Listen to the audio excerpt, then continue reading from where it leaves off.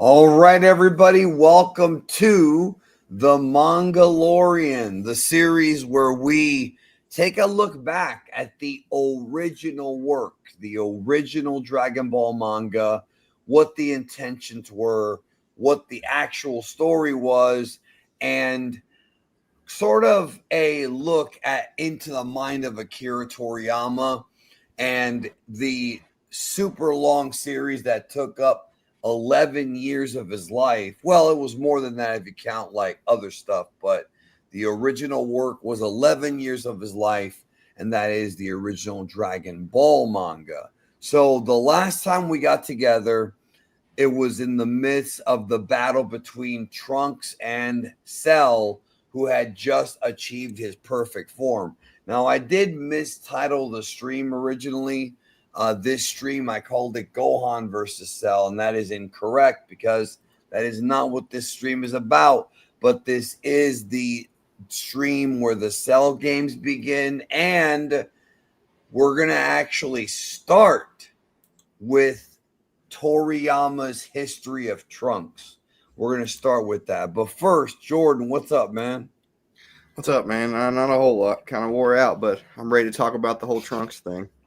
Yeah, I'm a little wore out too, but yeah, we're continuing the Cell games now. Vegeta last chapter or last volume did the final flash, and now Trunks has stepped up. But before we get to Trunks versus Cell, we're going to go back and read Trunks the story. Now, in case you don't know, the history of Trunks or Trunks the story was a one-shot chapter that was published in Weekly Shonen Jump. So it still counts as a Dragon Ball manga chapter, but it doesn't have a chapter number to it. It's a one shot, but it's not like a separate thing. It's still part of the main story.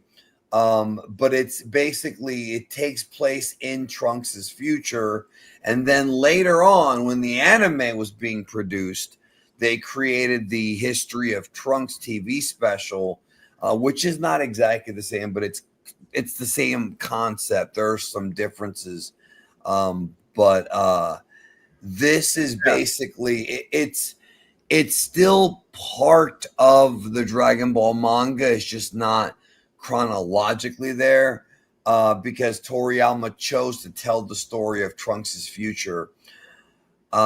History of Trunks, Jordan, is a lot of people's favorite Dragon Ball story, which is interesting because it's the darkest story of anything Toriyama wrote for Dragon Ball. Yeah, I think people who are into dramatic stories when they were younger would probably favor Trunks as special. So, Yeah, well, I mean, yeah, it is very well made. It is. Now, like I said before, the manga version is different. With the anime version, they added a lot of extra stuff. With the excuse me, with the manga version, it's still good. I'm not saying it's not, but the anime version, I think the changes they made to make it more dramatic was a good idea. So yeah. let's go ahead and dig into this here. Toriyama begins with in the future. There was, two warriors remaining, Gohan and Trunks. One big And change right off the bat from the anime special is Trunks having Super Saiyan, like immediately.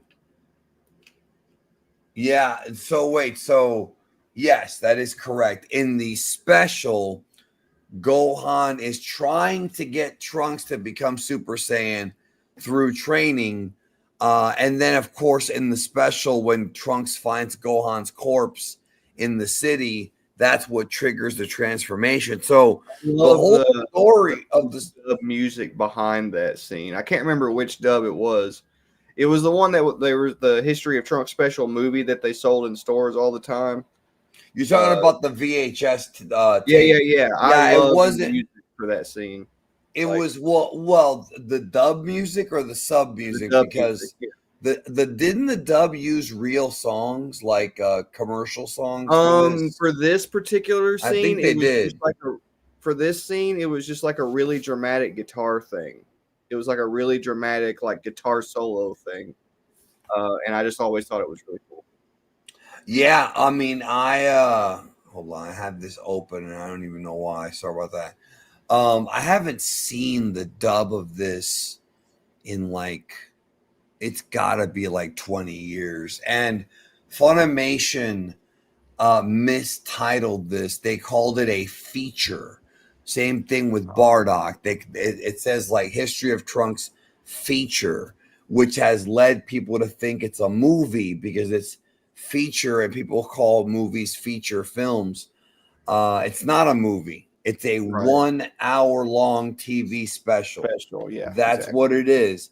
When you buy the Japanese Dragon boxes and you buy the movies, it's not on there. It's only on the TV version. If you buy the Dragon Ball Z TV Dragon boxes, they put it there. They actually put it earlier than when it aired because this aired right before the Cell game started. But if you buy the Dragon boxes, Japanese ones, it's right during the part where Piccolo meets Imperfect Cell, which we covered 2 streams ago. So it's just weird where they put it, but it is same thing with Bardock, a 1 hour long TV special with commercial breaks and everything else. However, when Funimation first put it out, they cut out all the eye catches, which is the little thing they show when they go to commercial break. Dun, dun, dun, dun, dun, dun, dun, dun, dun, dun, dun, dun, dun, dun, dun, which normally would have Goku like going like this and Gohan's down here. But for the specials, they showed like a picture of Bardock or Dodoria, or in this case, Trunks and Gohan. They cut those out. They literally went in and just cut them out. So it tries to flow like a movie, but it doesn't, because if you watch it like that, the cuts where the commercial breaks are supposed to be in are very disjointed. But I don't think people realized that when they were kids. You know, you're watching DBZ. You know what I mean? Yeah, you're just loving. Yeah, I know that's how I was like, and I think a lot of people. It is partially nostalgia, but I think the Trunks transformation scene is one of the most iconic things that like stands out from my childhood, from Dragon Ball in general. And so when a lot of people see like that the Super Saiyan transformation isn't in the manga, they just kind of discount it. I think a lot of people haven't even really paid attention to the manga because of that. So well, I haven't had that many conversations about that with people, so I can't really give my perspective on that. I just feel like I don't think Trunks already being Super Saiyan takes away from the story. Me either. But it does take away that moment, because yes, I agree with you. It's not my favorite Super Saiyan transformation ever, but a lot of people like it because of how dark it is with Gohan's corpse in the rain. And you know, that's not Toriyama's original vision though, and that's something we got to keep in mind.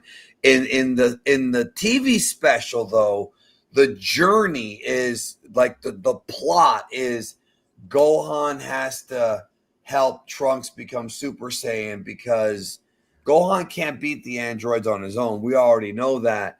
But if they work together, they might be able to. And Trunks is like struggling, and it sort of mirrors Gohan's struggle to become a Super Saiyan. Yeah. And but in the manga, that entire element is taken out because Trunks is already Super Saiyan.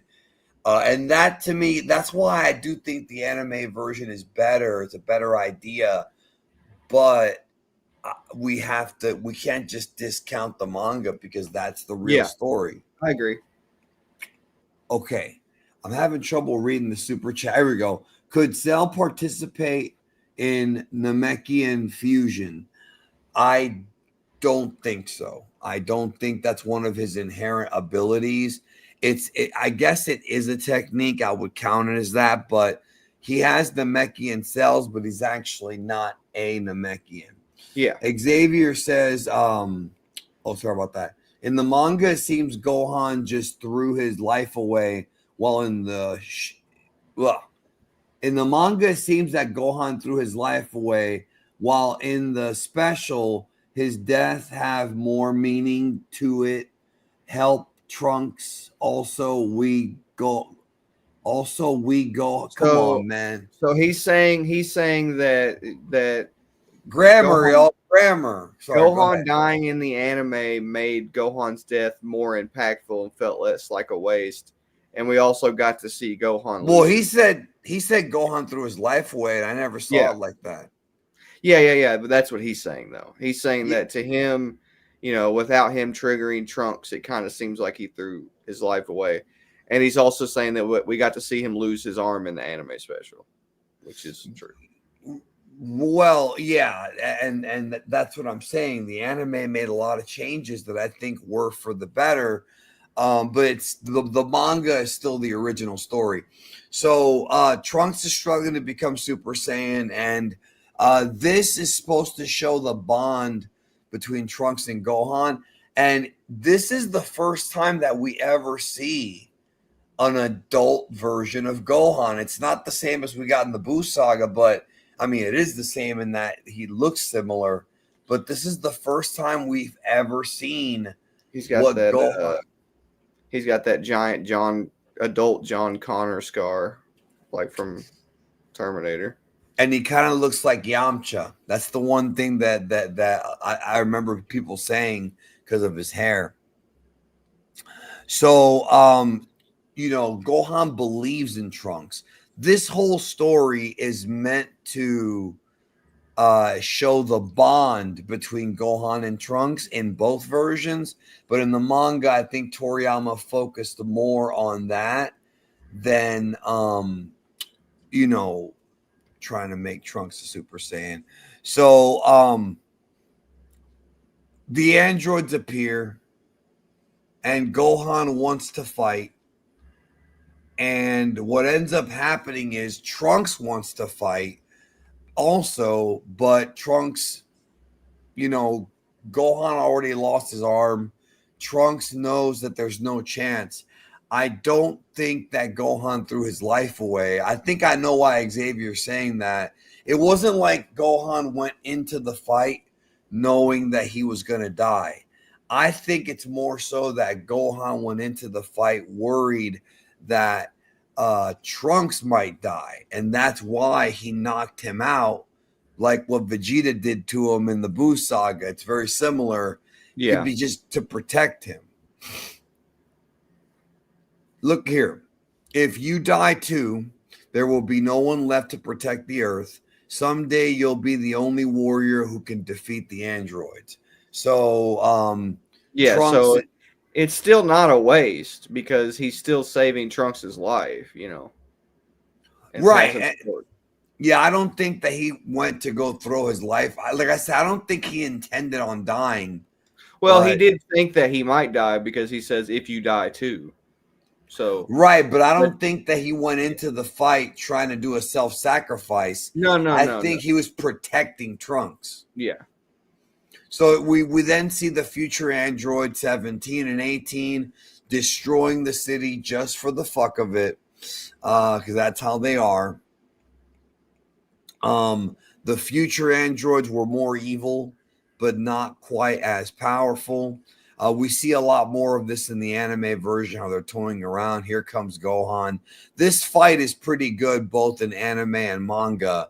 But Gohan, despite being a Super Saiyan, he's not as strong as the one from the present timeline. So because of that, 2-on-1, it's just, I've noticed that the characters look more European, American, like less Asian. Yeah, like Western. less Asian in this arc particularly. Like I've noticed that. I think it's the whole Terminator thing. I mean, this is so like Terminator, like we're looking into the dark future. You know what I'm saying? It's just very Terminator. Hold on. Hubuk says, is it true that the special was the last time Minoru Maeda worked on in terms of Dragon Ball anime? I don't know if it's the special, because here's the thing. They were making, the thing people have to understand about Dragon Ball Z is that they were making multiple episodes at once. The Dragon Ball Z was not made like, okay, episode 1, let's make it. Draw, art, supervise, complete, off to recording. That is not, and then episode 2, that's not how it went at all. They were making 3, 4, 5 episodes at the same time. That's why you have multiple animation teams. That's why you have episodes that look different and don't reference each other. That's why you have episodes where something will happen at the end of one episode and it gets repeated in the next one. So the actual last thing Maeda worked on, I do not know. It could have been this. I'm not saying that you're wrong or that you're right. I just truthfully don't know, because if this was the last thing he was credited under, then it could be.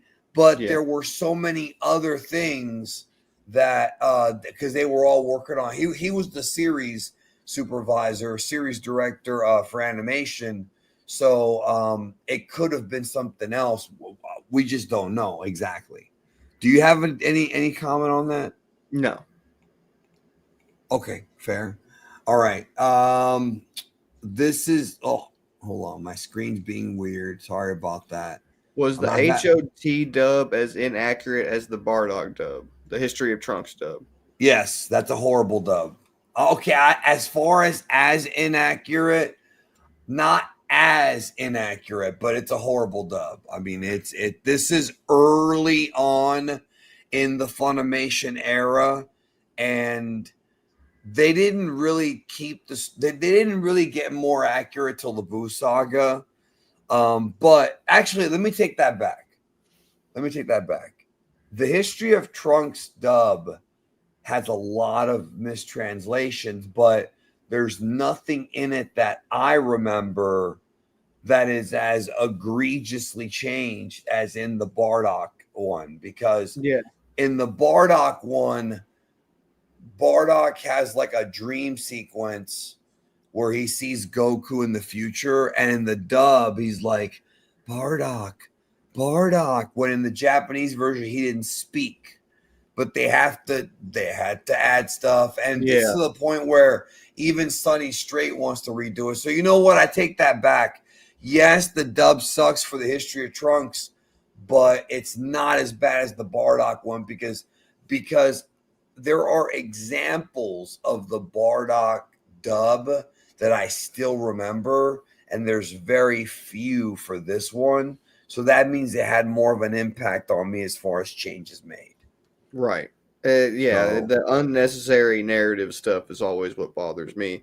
I don't really remember anything like that happening in the dub for the Trunks special. I don't remember any like narrative contradictions, and that might be one of the reasons that I kind of look back on it fondly in comparison to a lot of the other like dub stuff that I saw.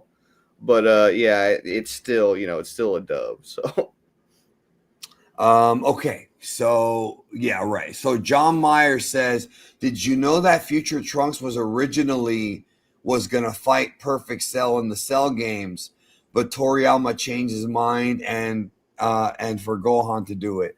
I've never heard that before in my life. Either you read that somewhere and it's made up information like so many other things in Dragon Ball that's bullshit, or it's recent information that was revealed by the editors, because there is new information that came out by the editors that we're going to discuss next time. But I have never heard this before, so I think it's bullshit. I was going to ask you, have you heard it? No, I have not. No, I've never heard this before. Actually, I'm just going to say it. This is bullshit, because it doesn't make sense that Trunks fights Cell in the Cell games if Gohan is the one being built up to be the hero of the story. That just doesn't make sense to me. But it's, and okay, so Yash says it could be an April Fool's. I mean, it could be, but it doesn't seem like it. It seems like a genuine question. So I'm just saying, there's a lot of today is April Fool's Day. There's a lot of misinformation out there. And just for the record, I'm not going to be playing an April Fool's on you guys, but please keep, anything you hear today, I wouldn't trust it. Right. It's just that's the safest thing. But yeah, I don't think that's true. So now Gohan's there, and right here, Gohan says he's been training, so he may think that it's enough. There's We'll a see. chance, yeah. Yeah. Now, in this case, it seems like 17, though, was hell bent on killing Gohan here. And then something I find very interesting about reading it in this order, the order that you have picked for us to read it on stream, is that it kind of highlights the fact that Gohan in the future partially was killed because he never had access to his father, and and training in the room of spirit and time. Yeah, and it really like highlights how important that training is for Gohan in this arc, which I think is related. And even though that is the explanation, it does not make any sense because one of the problems with the Buu saga is that there are story elements that were introduced in the series that aren't used that would have changed things. Let me give you an example. Goku died of the heart virus. Why didn't Goku in the afterlife put his hand on King Kai's arm and talk to Gohan from beyond the grave and help him become Super Saiyan? That never happened. Or another one that's similar to that is Goku's allowed one day back on Earth. Why didn't he use that one day to come back and help Gohan?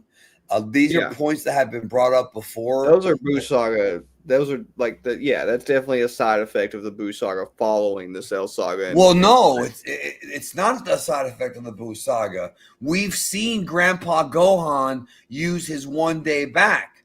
That's already been introduced. That's true, but they never really expand on that for Goku until the Buu saga. Like they never. Yeah, we don't. Right. Yeah, we don't see it until the Buu saga, but yes, it's something that we know is part of the story. Yeah, for right, sure. And that's not there. There's also the whole thing about the Namekian Dragon Balls, which somebody pointed out for Daima. When Goma made Goku and them kids again, why didn't they just go to Planet Namek and use those Dragon Balls? And now, obviously, they had to rescue Dende. That is a fact. But besides that, they could have gone to Namek, used those balls to be adults again, then gone to the Demon Realm. So these are all things that I think I cannot deny these are logic holes. Right. I guess I'm more so just trying to focus on the fact that it does make sense why he's weaker. No, it does. Yes. Although there is, routes they could have went about, that it made sense for him not to be weaker and for him to have the same training as Gohan for sure.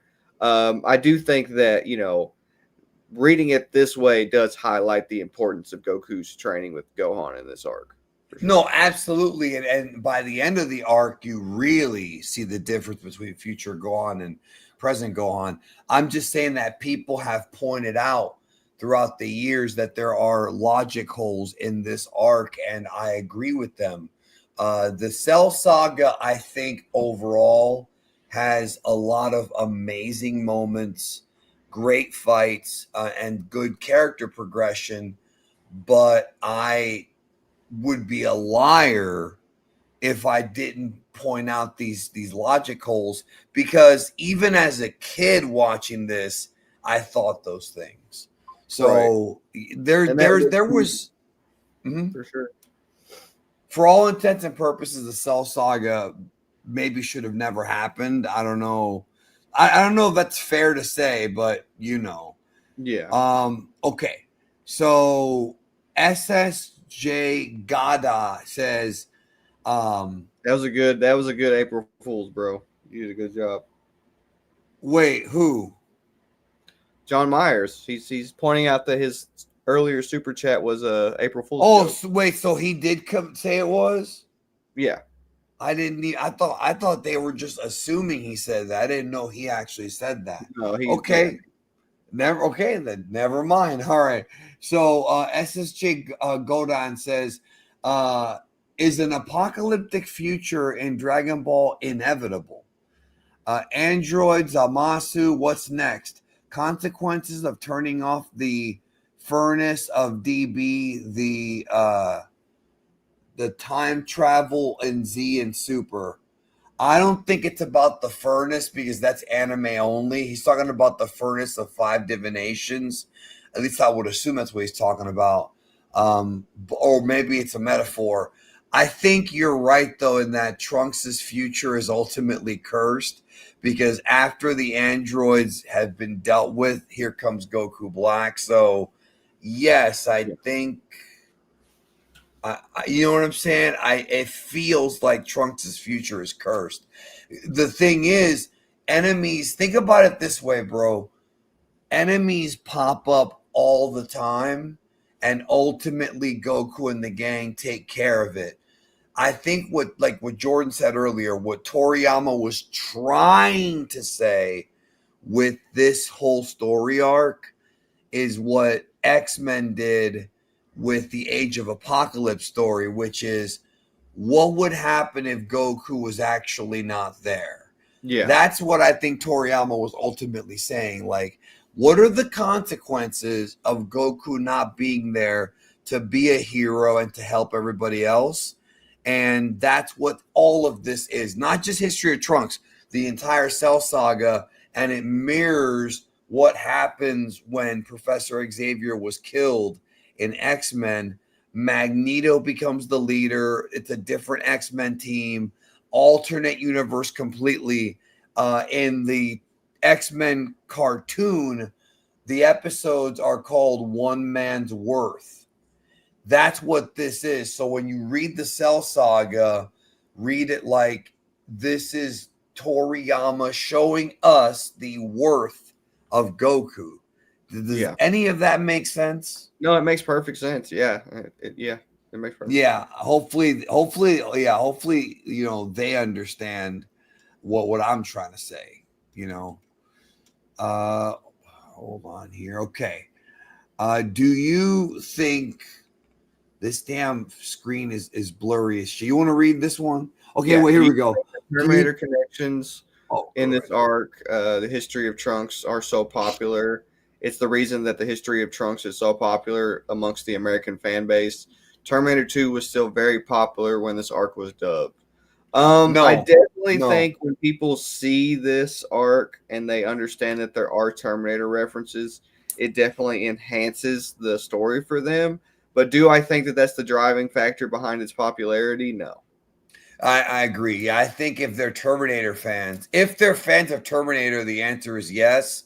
But there's a lot of kids that saw this as kids that had no idea what Terminator was. Yep. I don't know if you remember, but this was a very popular tape. Like this, well, because you guys got to go back to how Dragon Ball was, I guess, how it was released in America. This did not air on Toonami until after the Boo Saga. They did not air this on Toonami when they were supposed to, right? And as a result of that, this became one of those tapes that people were like, yo, like, we can't see this on TV. We might as well get the tape. And I think that's why it was so popular, because the tape itself was all over the place. Blockbuster. It was everywhere. Yeah, up. Because for a long time you couldn't see it on TV. Yeah. I think that's a big one. Plus, people sort of, I think people really like time travel stories. And I think, it works very similar to Days of Futures Past in that it's a dark story of an alternate future. And I think those stories work. Story. Yeah, exactly. Yeah. Yeah. I think those stories are popular. Okay. Xavier says, and we got to move on, guys. I don't want to be talking about just the special, the whole thing. He says, for future Gohan's dub voice, do you prefer Damian Clark or Kyle Hebert? If you guys have a preference. For me, I prefer Kyle for Gohan, Buu Saga, and onwards. But for future Gohan, I prefer Clark's voice. Well, here's the thing. That's nostalgia. And I'm going to tell you why it's nostalgia. Because, like, the voice that they chose for adult Gohan is Kyle Hebert. Now, you're saying you prefer Damian Clark for this version of Gohan, and again, that's nostalgia because it's the same character. The voice should be the same all throughout, and they changed it because they decided to give Kyle Hebert the role. But if you're saying, well, I prefer Damian Clark, but Kyle Hebert never got to dub this. So maybe if he did, you would have preferred him. So Yeah, exactly. you know what I'm saying? Like we can't. I like both. I think Kyle Hebert. I'm sorry. I think Damian Clark did do a good job. I'm not saying he didn't, but I would have liked to have seen the approach that Kyle Hebert would have taken. Yeah. Yeah, and I did think that Gohan having that, separate And Kyle did do the video games. Sorry, go ahead. Yeah. Well, I just always thought it was interesting. It always stood out in my mind that Gohan's voice was like a bit different. And here later on, after we got to see the Buu saga, I was like, wait a minute, All right, let me address this, bro, because I really hate when people say shit like this. Geekdom hates nostalgia. When It has nothing to do with hating nostalgia. It's just sometimes liking stuff out of nostalgia is a factual, reoccurring thing that happens. Like it has nothing to do with like having distaste for it. It's just that nostalgia exists. It's undeniable that it exists. So I simply don't calling attention to the fact that people, like something based on nostalgia is not hating it. It's literally just pointing out. He's literally just making an observation. It's not the same thing. thank you, and that's kind of what I was gonna say. I don't hate nostalgia. This is a very dumb take. But I acknowledge that people let their nostalgia sort of dictate their opinions, and a lot of them do it without self-awareness that it is nostalgia.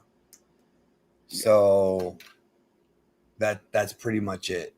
Like, you stop assuming that I hate something. Until you hear me say I hate blank, please don't assume I hate it. Yeah. It's really fucking annoying, dude. It's really annoying. Okay, so let's move on. Okay, so Trunks wakes up and he feels that there's a problem, gets to the battlefield, Gohan's dead. Now, again, this is a very traumatic scene in the manga also, because like right here's where Gohan or where Trunks goes Super Saiyan, but in the manga, he's just really heartbroken. It's a very tragic scene no matter what. Like this, seeing Trunks cry, like it's very powerful. And like I said, the anime version added the element of Trunks going Super Saiyan, which I think was a good idea. Yeah. But the heartbreak aspect is there. They really did also make the fights longer because in the anime version, there's a couple of extra fights and it's extended a bit. So the whole Super Saiyan thing, I just want to talk about that just for a few more minutes and then we'll move on past it. Go for it. I do think that the reason that Toriyama was okay, with Trunks being a Super Saiyan at the beginning of the series is because he's trying to be consistent with the idea that hybrids like can naturally use Super Saiyan and are naturally more powerful and stuff like that rather than like the trigger thing, because he goes on to do that in the Buu saga, right?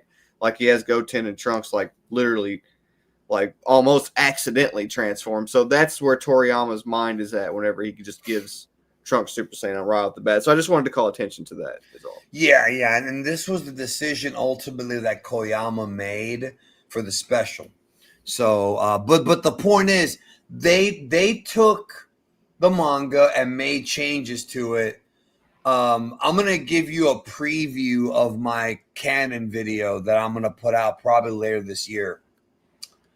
There's a word that Dragon Ball fans need to learn, that they need to add to their vocabulary, that's even more important than the word canon, right? The word is called adaptation. If you learn what this word means, then you will learn why canon does not matter. The word, once again, for dictionary.com, adaptation. Okay. That's the word people need to learn so they can forget about this canon bullshit. Because ultimately, there are differences, especially here. This is a great example of it.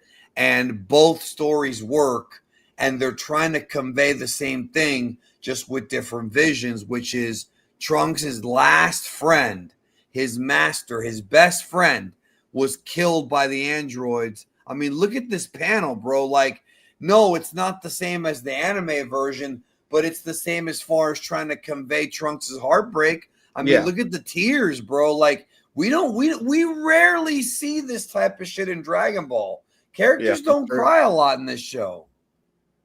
That's true. Vegeta cries a couple times. Well, actually, he only cried once that I know of. Goku cried when he saw Grandpa Gohan, and Gohan cries, but it was very rarely though. Like, especially within the context of situations like this. Yes, it's very rare. Yeah. Okay. So 3 years pass. Trunks is now older. Looks more like the one from, that went back in time. We see future Bulma tell him that she's completed the time machine, and basically, she even says that this will take you back, but if the lab hadn't been destroyed, I could have made a better one. And that makes me wonder, how would she have made it better? Maybe just like more fuel efficient. There's tons of ways she could have made it better. I mean, Yeah, I do. But I think maybe I'm looking too much into it. But I just looked. Well, I mean, it takes a long time to create the fuel they need to travel back in time. So maybe that's what she's thinking. No, you might be right. I'm just saying that if Dragon Ball fans read this, they could start thinking like, well, what does that mean? Could it have gone through space? There's a lot of like possibilities there, but Toriyama never expounded on it. Xavier says everyone's cried at some point, except maybe Frieza. I don't think Cell cried or Majin Buu. No. Did Android 17 ever cry? I don't think he cried either. There's a lot of characters that didn't cry. Majin Buu gets upset, but I don't know about crying. Yeah, when Satan dies, I don't think he cried. He was just very angry. No, I don't think there's different contexts for different characters crying. It's not that the characters don't cry per se. It's the specific context behind Trunks crying in this situation to where it's like sad, epic. It's the tone of this scene where he's crying that's rare. You can't compare this scene to when Gohan cries because he's in the middle of the wilderness with Piccolo and he's got to train. You know what I mean? It's just not the same type of context. Right. Yeah, well, and I was just pointing out that even with all that context, we still don't see characters cry that often in the series. It's just not something we see. I'm not saying we don't see it. It's just not often, like once, twice max. It's not something we see all the time. Said bitching can be considered crying as well. That's funny. That's ironic that you say that, considering things that I've seen on this platform.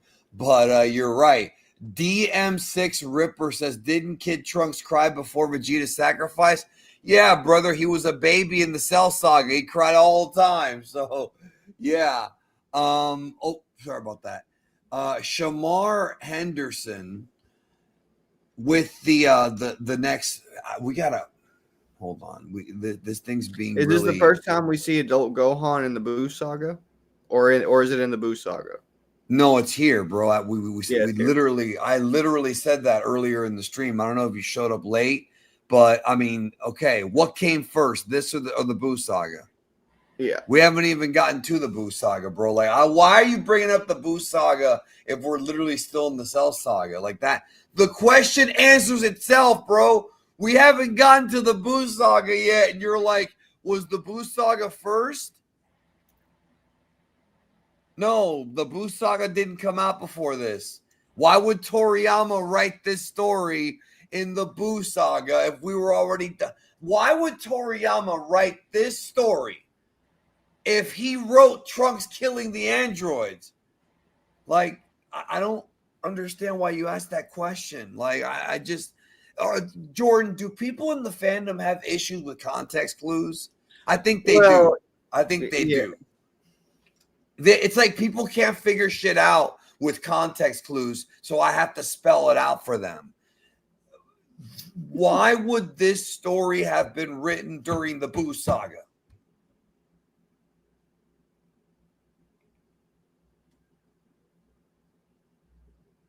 And then this guy, he's talking about the English dub, bro. He's not. You're assuming that. There's no hint in his super chat about the English dub. And guess what came out first when it comes to the English dub of Trunks or the Boo Saga? The English dub came out first because they didn't dub the Boo Saga till after the Cell Saga.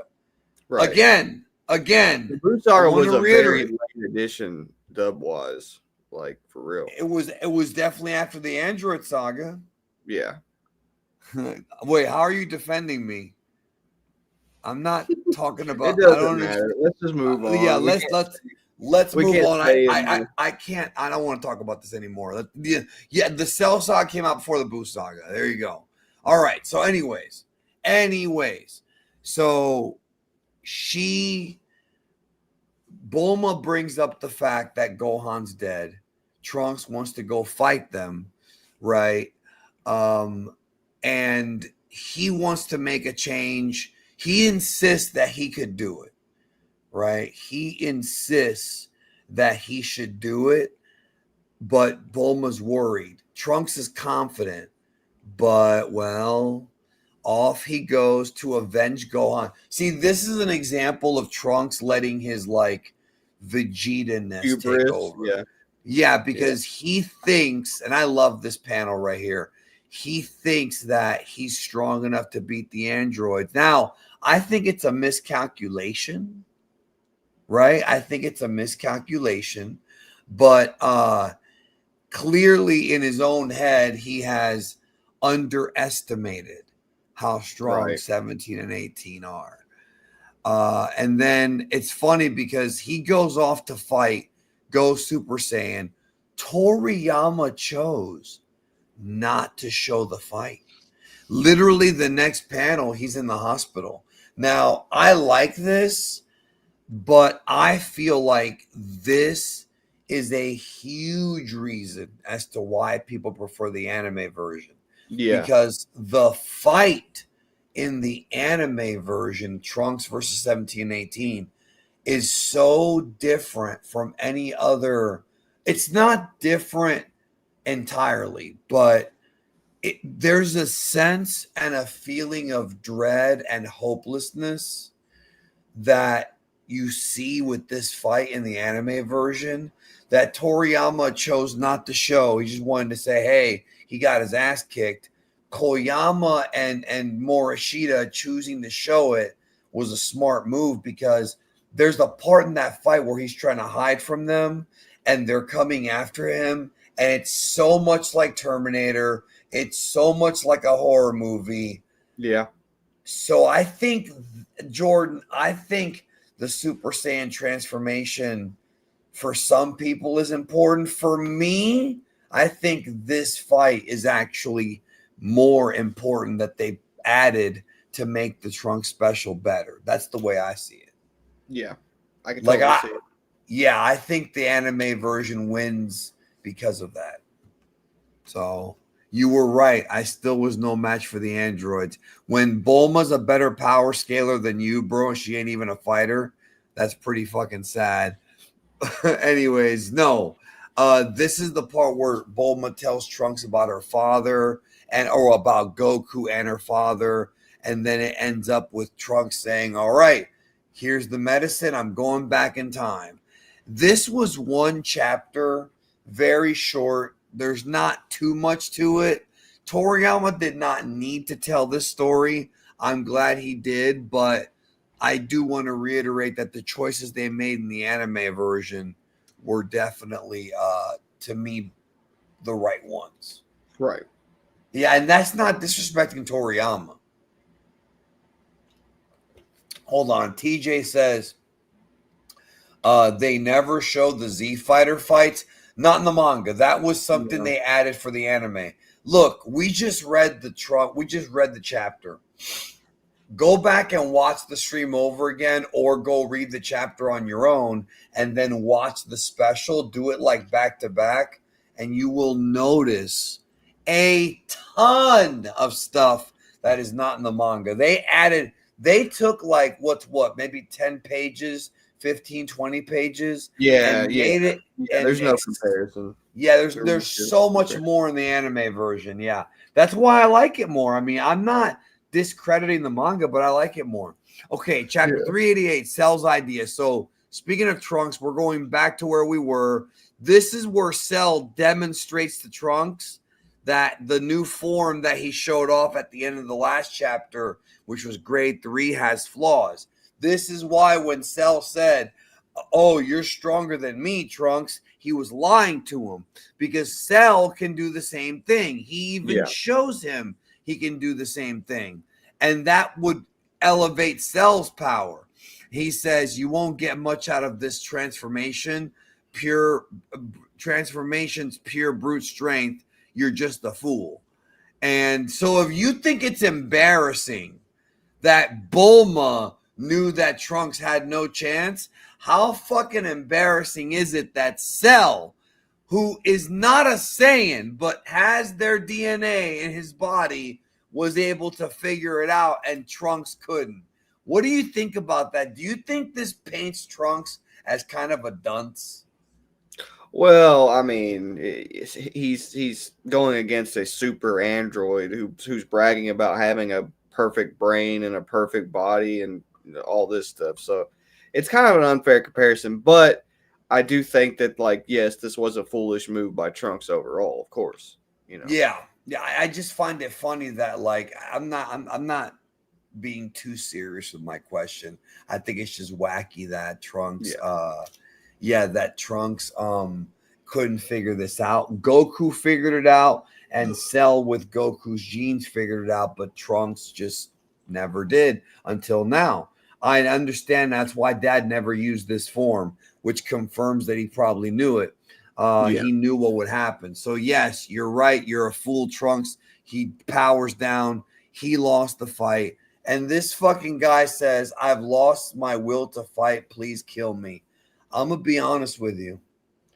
I do not like this. Trunks, to me, I understand Trunks was a beaten man and he's embarrassed. I get all that. I still feel like this is uncharacteristic of Trunks telling an android, "Please kill me." I do not like that. I've never liked it. I don't know why Toriyama. I think he's trying to mirror Vegeta, but it's not. He is. He's trying to point out in what way Trunks specifically is being demoralized, and that is the idea that no matter how hard he tries, there's always an android to come around to destroy his progress. Like, it doesn't matter. Like, he literally just spent an entire year in the room of spirit and time, and it still did him no good. So he just feels defeated in this moment. Like, he is legit broken. Well, yes, and it's funny because the chat has a lot of different opinions on this. Killmonger says, "Nah, Trunks, Trunks is a loser for that." Sasuke says, "Bro got hella embarrassed. Y'all ever do something? Do it so embarrassing you want to die?" No, that's my point. Actually, you literally made my point for me. Like there's a lot of different opinions. I'm just kind of highlighting some of them here. And you have a right to feel the way that you do. I'm not going to argue against someone's opinion. okay? That's not what I'm going to do here. I'm just going to say this about my opinion. Yes, Trunks is embarrassed. Yes, he did not win the fight. But for him to tell Cell, kill me, like I want to die, that I think He's giving up on everything. Yes, and I don't like that. I genuinely don't like it because Trunks is a character who has never given up. I mean, he went so far as to go back in time. Trunks, I think, would have said, I lost the fight. I lost my will to fight. But if Dad wakes up and maybe if I go talk to Goku, because remember, Trunks went back in time to help Goku not die and talk to Goku. I think characteristically, Trunks would say, I've lost. I'm going to go lick my wounds and come back. Right? In my opinion, that makes more sense for Trunks' character than for him to say, please kill me. He's purposely out of character because he's broken. Like, no, I understand that he's broken. I'm just saying I don't like the fact that he said, please kill me. Yeah, of course. Yeah, nobody. That's so dramatic. He's discounting everything that he's been fighting for this entire time. That's definitely frustrating. But I think that honestly kind of adds weight to this. Despite the fact that it is frustrating, it almost like creates an entirely new dynamic in the story where it's like, because it's frustrating and it's jarring those emotions, it's almost like more impactful. And I want to once again reiterate, I understand that he's broken. I understand what they were going for. I understand his character. I don't like it. And I have a right to say that. You can sit here. It's kind of like, when people say, and this, I don't want to go too deep into this. When people say, like, I understand Journey to the West inspired Dragon Ball, but I'm not interested in reading Journey to the West. It's the same thing. Yeah. It's the same thing. Yeah. Like, I understand that Trunks is broken. I still feel like this is way too dramatic for Trunks. Oh, you know what? I lost. Just kill me.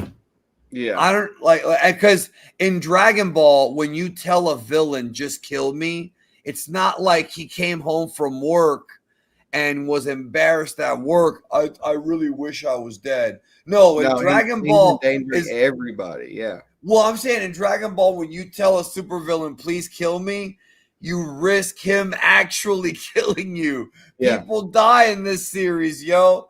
It's not like he was just being dramatic. Oh, God, I want to die. No, he actually wants Cell to kill him. And that's, you know what I mean? That's wacky. Straight up suicidal, yeah. Yeah, I think it's too much. So Ben, I'm just going to say Ben, do you think TFS scene for future Gohan piping Bulma could be... I don't want to read the rest of the question, bro.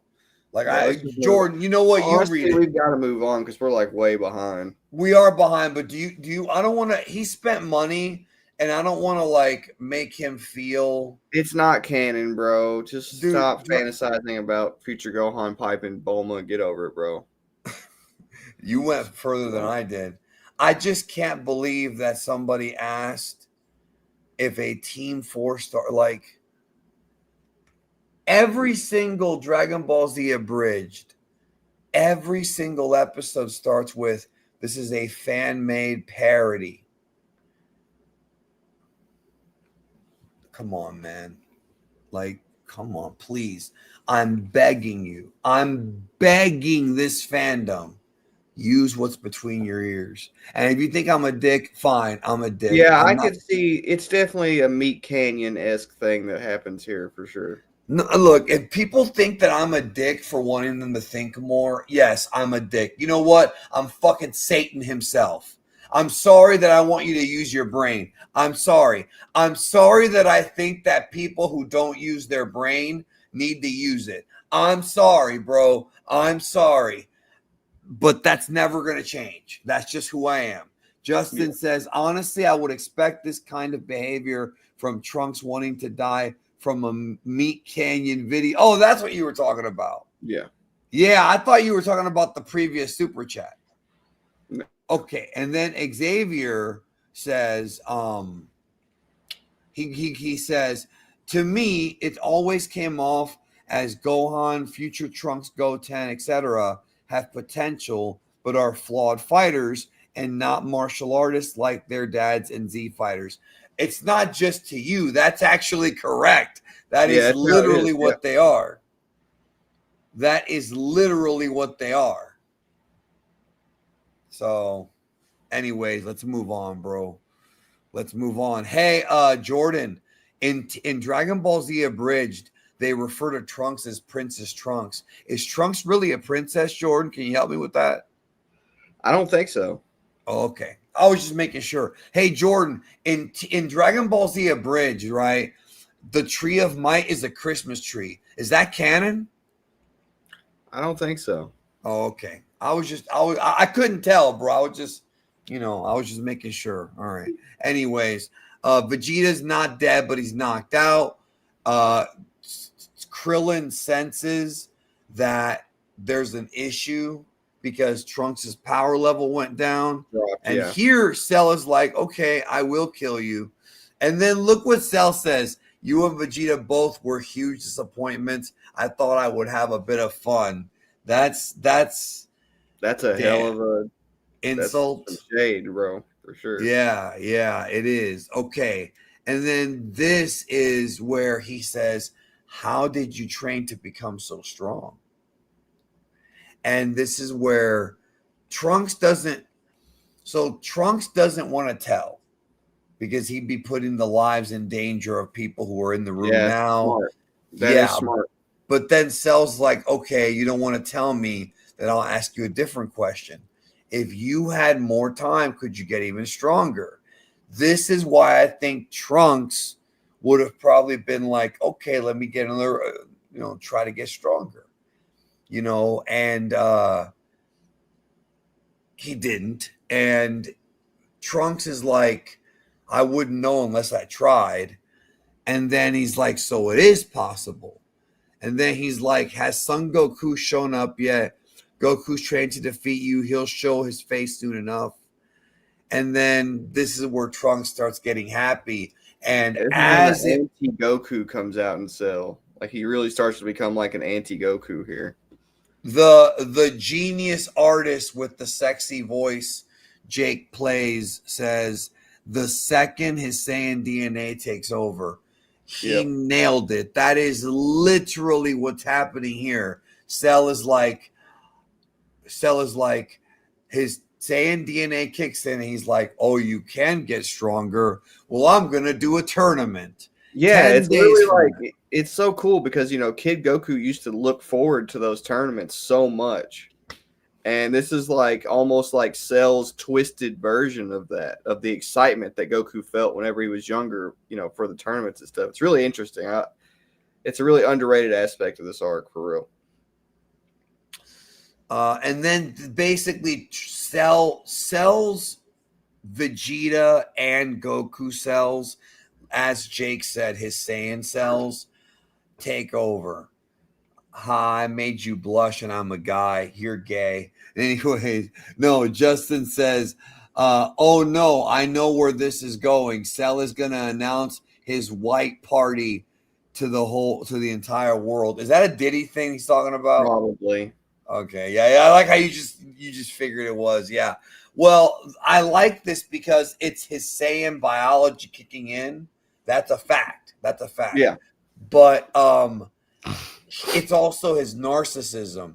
He wants to this is gonna go trending in Justin's head, I promise. He wants to test himself against everyone, to test his perfect body. He's so confident that his body will beat everyone that he wants to give them a chance to train and get stronger, exactly as Vegeta did. People need to understand this is not an accident. Toriyama purposely wrote it this way. He is pointing out that Cell really does have the DNA of Goku and Vegeta, which include even their misunderstandings. Yeah. You know what I'm saying? Even their mistakes. Yeah, they're You know, hubris. Yeah. and Jake says here he quite literally makes the same mistake Vegeta did, and then he makes it again with Gohan, but we'll discuss that next volume. So essentially what happens here is Cell reveals that he's going to do the Cell games. He will be the only opponent. So it's not going to be a tournament like the previous ones. Basically, people will take turns fighting Cell. And then he's like, I don't care how many of you show up. You might win if you somehow outnumber me, but we're going to do one-on-one fights. And then Cell's happy because he won't be bored because there's nobody that can fuck with him, so it's boring. And then I love this part right here where Trunks is like, what's your ultimate goal? Like, I don't understand. Are you trying to conquer Earth? He's basically, I think Toriyama's writing this because he's trying to make fun of the trope of villains wanting to conquer the Earth in every single fictional story. And then he says, I'm holding this tournament to assert my strength and terrorize the world. It'll be a good way to build up my power. The thing I want is not material in nature. While I was made to kill Son Goku, there's no real point in doing that. Perhaps my goal is to enjoy myself. And what better way to enjoy myself than with the terror of people's faces? What? Just like you. Because in the anime, he's like, yes, that's the face right there. So he wants to look at the face of terror, but he also wants to test his perfect body. Yeah, this is when Cell's character completely changes here. It's like he's a troll. The shift is so I love it. I mean, it's jarring, but I love it. It's very Vegeta. It's very Vegeta. Speaking of which, they all go back, and Piccolo reveals that, okay, this is not over yet. We need to keep training. And Vegeta is the first one that's like, I want to go in there alone this time, which is a very Vegeta thing to do. Yeah. And then that happens, and I can't believe somebody asked me if Team 4-Star was a deleted scene, bro. I'm sorry, but my brain.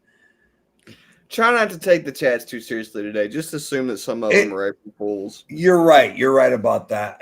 You're absolutely right about that. It has to be an April Fool's because there's just no way that's. See, the thing is, here's the thing. Whenever I get questions like that, I will show them to people, and they'll say things like, "Oh, are they like just kind of trying to be funny, or it's a joke? They're joking." And I'm like, dude, I've been in this fandom for 10 years, and I have seen questions that are so dumb that that are not joking. See, and that's what trips me up. You know what I mean? Mm-hmm. Like me too. Yeah, they're out there, and you could say like optimistically are they joking, but in reality they're not. So 16's alive. Their whole thing now is they're going to lick their wounds and prepare for the Cell game. So the next day, there was a broadcast heard that sent the entire world into panic, which is Cell's broadcast. The anime version devotes a whole half an episode to it. In the meantime, we have this awesome scene that I love where Cell creates a ring. We see Goma do this. We see the Grand Priest do it in Super. Cell was the first one that we actually see building the ring, and I love this scene, bro. It's so cool, huh? He it's awesome. Shapes the rock, and then creates these tiles. I love that. It's so underrated.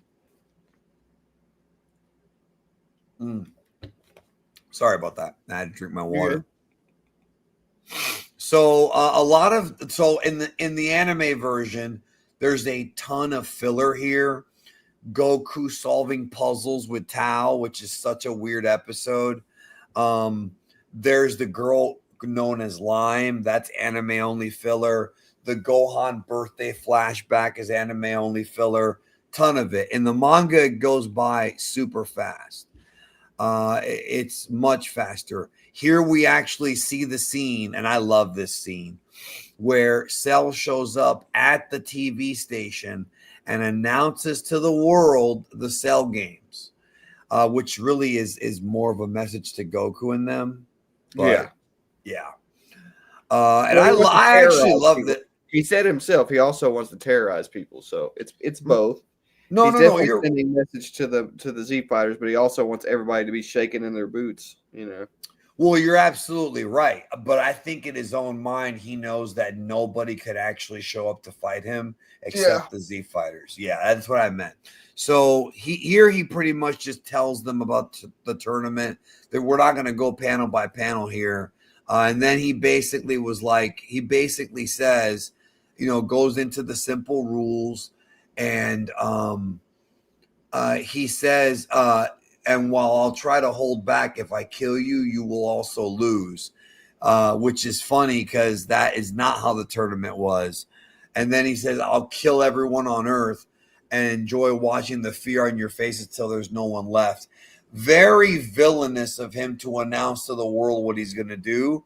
I love it. And then Bobbity does the same thing with magic, where he where everybody closes their eyes. It's also a callback to King Piccolo too. Whenever he announced that he was the king of Earth, yeah, he was the OG when it came to like that, Justin says, "Ain't no game like the Cell game."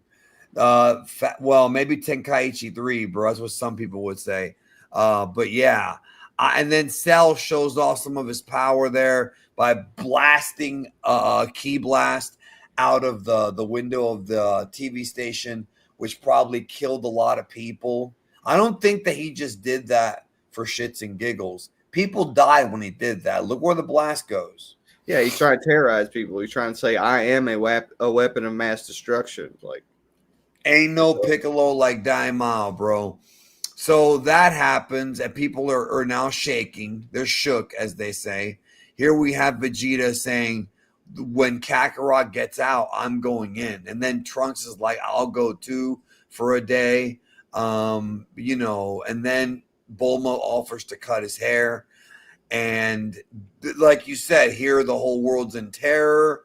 And then it says, people forgot about the boy who beat King Piccolo, which is what leads us into more. I like how Toriyama frames Goku as the kid who defeated King Piccolo, and then later on frames Gohan as the kid who defeated Cell. Like, I think that's really cool.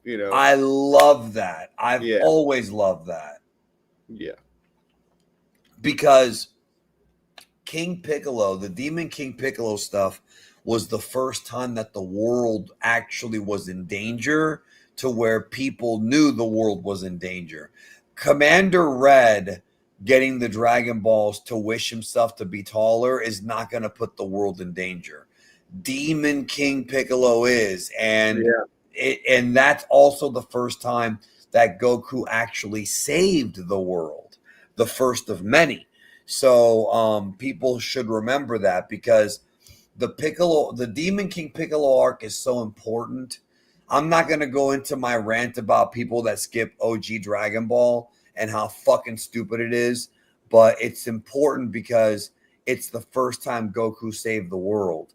And don't you think, Jordan, that logically, if you're reading or watching a series about a hero who ends up saving the world, don't you think that reading the first time he did it is kind of important? I don't know. Yeah, it is. And all the lessons that he learned to make him into the hero that he is as well. So yeah, but no, let's just skip all that because I want to see yellow hair. Get fucked. All right, chapter 390, Goku and Gohan come out. That could be misconstrued out of context in many ways. People are ready to go back in. Vegeta's ready to go back in. Trunks. And Piccolo even goes back in. And here we have the emergence of Goku and Gohan. Now, I love this scene of them coming out. Gohan's new look, Goku. This is our first look at what is known as Super Saiyan Grade 5, which is full power Super Saiyan. This is the concept, and I did a whole video about this, of Goku and Gohan being in their Super Saiyan forms and just living their life normally, and then controlling their ki. And then when the time comes to elevate their ki, they power up. The idea is get your body accustomed to Super Saiyan naturally. Therefore, anything beyond that is, as the Emperor would say, unnatural. Does that make sense? Yeah, it does make sense, and it also feeds into the fact, and we see this later on, that when Gohan is in Super Saiyan, when he's in that ecstatic, emotionally volatile state, he can't feel those giant emotional shocks that he needs in order to perpetuate himself further into more power. So this was very, very intelligent, intuitive, and overall great foresight on Goku's part, because he basically understood exactly He's a what they needed genius. to do. Yeah. He's a genius. When it comes to fighting, he's a genius, unquestionably. And like Adam said, this is an iconic. Like this image is really powerful. Yeah, Gohan retaining the nature of an Earthling that he kind of I wouldn't say inherited, but he in a certain way inherited from Goku, because Goku raised him in a sense where it complements that part of his personality, that whole Earthling thing. That's the reason that he's like not a martial artist at all early in the series, is because the way that he's been raised, he's just been raised to be this very empathetic, emotional kid. And that part of his nature is very, very important in order for him to feel the rage boosts that he needs to tap into more power. And that is the role that Goku serves in this arc when it comes to Gohan's training, is that he makes sure that Gohan retains his nature, so that way he can later on feel a rage boost and get that huge boost of power. Now, the part where Gohan fails in this arc, which we'll get into more a little bit later, is Piccolo's teachings. He ends up, really taking into account what Goku's trying to teach him. Goku does a great job laying down what they need to do and figuring out like the next move. But when it came time for Gohan to implement Piccolo's teachings and just wiping out Cell without any emotional feelings involved, that's where Gohan fails in this arc. So if Gohan could have, mastered both what Goku and Piccolo were trying to teach him in this arc, he could have came out of this arc without losing any of his family, any of his friends. But he really only took into account what Goku was trying to teach him, and completely at that point disregarded what Piccolo was trying to teach him. We're gonna have to revisit that topic next stream, because that's something that needs to be discussed, because that is important. Justin says, who do you think is going to enter the Cell games? Giron, King Choppa, or hell, maybe even Jake Paul, in the latter's case, so that he can get thrashed and not cheat like he did against Mike Tyson. I do want to actually point out, well, first of all, I would love it if Cell killed Jake Paul. Unfortunately, that's not going to happen. But I want to comment that, I think, my opinion, the reason as to why we don't see the fighters from the 21st, 22nd, and 23rd tournaments is because they realized that they're going to end up dying, and that Cell is way too powerful. Most of them don't even know how to fire a ki blast, and they sat it out because they were like, we're not going to win anyways. A lot of the fighters from the tournaments were not heroes trying to save the earth like Goku. They were just martial artists that wanted to win a tournament. It's kind of like, why don't martial artists join the military and go to war? Because they don't want to die. Just because you're a martial artist and you're tough does not mean you're okay with risking your life. It's about putting your art first. It's about putting your art first. It's not about wanting to die in battle, Yeah. So that is a great scene. Everybody comments on Goku and Gohan and how they changed. And I love this right here. So Vegeta says, what's with them? They're still Super Saiyans, but I can't sense their ki. He cannot even sense their ki, which means that they have lowered it to the point where he can't sense it.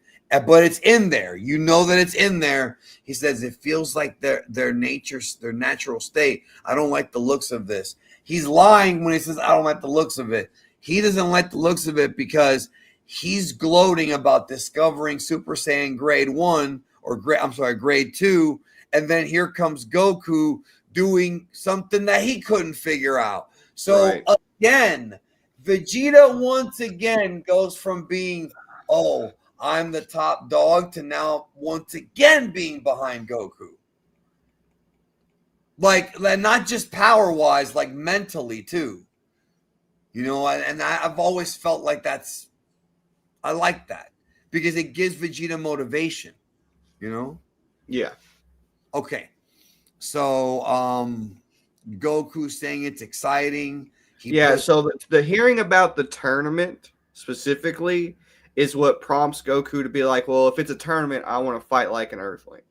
Like, if he had came out of the chamber and they were like, Cell's getting ready to kill everyone, Goku probably would have approached this situation very different.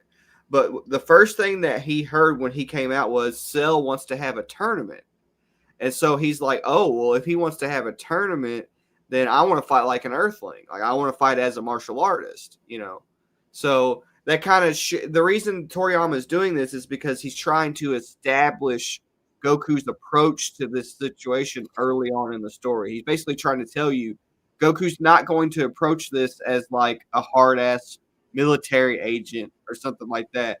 He's going to approach it as a martial artist. That's what he's trying to tell you here. So Trenton, I don't know if he meant to bring up a good point here. This is a question that we're going to probably get more into next volume, even though we may not. He says Vegeta 2 times time chamber, 2 times over Goku, 1 time in the time chamber, kind of whack in a way. No. Okay. I think I know what you're asking me, and I think you're saying, well, Vegeta went into the Room of Spirit and Time twice. Shouldn't he be stronger than Goku? And here's the thing about that. In the anime version of Dragon Ball Z, during the Cell Juniors thing, Trunks and Vegeta do better against the Cell Juniors than Goku did. They're both stronger, and they both are. I'm not saying they were stronger than Cell, but they were doing better against the Cell Juniors than Goku. And I've always felt like they're implying that, yes, that extra day in the tournament did make them stronger than Goku physically, not necessarily as a martial artist, but physically. However, the manga version is different. The manga version is much more vague when it comes to that. But I do feel like, because Toriyama's intent clearly is to say it's not, might doesn't always make right. Just training mindlessly isn't. And Goku even says that here in a few minutes. He's like, yes, oh, go ahead, waste your time. You know what I mean? Yeah, and Xavier's like, Goku was exhausted. I know, I was about to say that. I wasn't done. Yeah. Yes, Goku was exhausted from the fight with Cell. That is true. However, that's the point I'm trying to make, is that it's vague. It's kind of vague. So if somebody were to come to me and say, did Vegeta the second time coming out, was he stronger than Goku? I'm not going to sit there and be like, no, it is possible.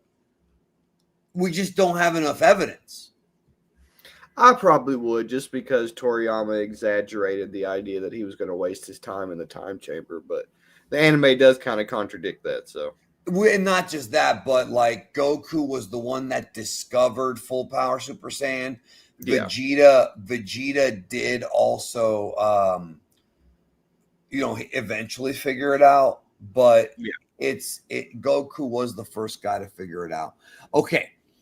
Hugo says, I think Vegeta aimed to get stronger than Goku's 50% that he showed to Karin, thinking that was Goku 100%. That scene where he goes to Karin, I don't think was that even in the manga? I don't think it was. It is. Oh, is it? Okay, yeah. Well, it's coming up. Okay, let's get there first. Okay, let's get there first. So I love this scene in the anime. Goku and Cell talk. Now in the manga version, as you can see, it's like daytime, very peaceful, whatever. Remember how in the anime version when they talk, there's like a storm, and it makes it much more dramatic. Yeah. Hey, you know what I love, Jordan? When the translator forgets to translate. Yeah, that's hilarious. A whole page. Hajimaru no Mitsubishi Toyota Sushi Honda. And then Goku says, Nandato Sony PlayStation. I'm trying to read this for you guys. Hopefully you understand what I'm saying. Xbox Super Mario Brother. So basically, I'm translating that into English, where Cell and Goku talk, and Goku tells Cell, please don't kill any innocent people before the tournament. I don't know why Cell would agree, right? But that's the point of this. Goku is also getting an idea of Cell's power by going down and talking to him. And so now Goku's kind of, like I said, trying to gauge himself against Perfect Cell. He tells him, I will be entering the tournament, so don't kill anyone. So he's basically telling Cell, I know that you're bored. I will give you a good fight. Just wait. That's literally what's happening here. Yeah. Okay. So Goku teleports back, and he's like, wow, he's really strong, and there's no telling how strong he'll become. Because guess what? Cell also knows how to lower and raise his ki. So, and now, unlike 17 and 18, he's not the type of android where you can sense Cell's ki. We literally saw them do it when they introduced the character. Yeah. But he knows how to mask it. So, anyways, people are saying my Japanese is great. Thank you very much, bro. I learned it from my favorite Dragon Ball artist, Mitsubishi Toyota, taught me how to speak Japanese. So Goku straight up says, I don't have a chance. And even Trunks is like, are you sure about that? He's like, I don't think I have a chance against this guy. And then Goku is like, we're not going to go back in the room of spirit and time. We're going to train our own way. And again, people can look at this and be like, oh man, is Goku foolish? Not realizing that Goku has a plan. Yeah. And his plan involves Gohan. So, all right, Justin says, do you think Cell keeps children from second world countries underneath that ring? If so, they're dead, brother. Because remember, the ring got blown up. So they're gone, bro. They are gonzo. All right, chapter 391, arrest before the big showdown. This is, I think, this image right here is iconic.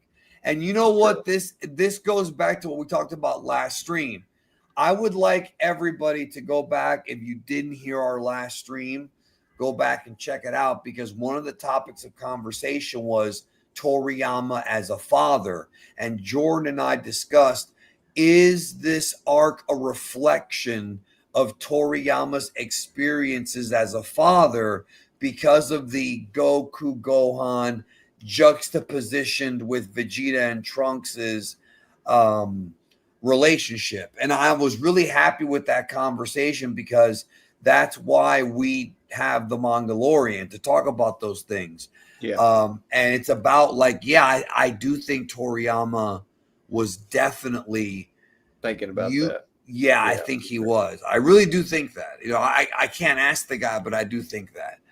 So Goku once again is reiterating, no need to go in the room of spirit and time.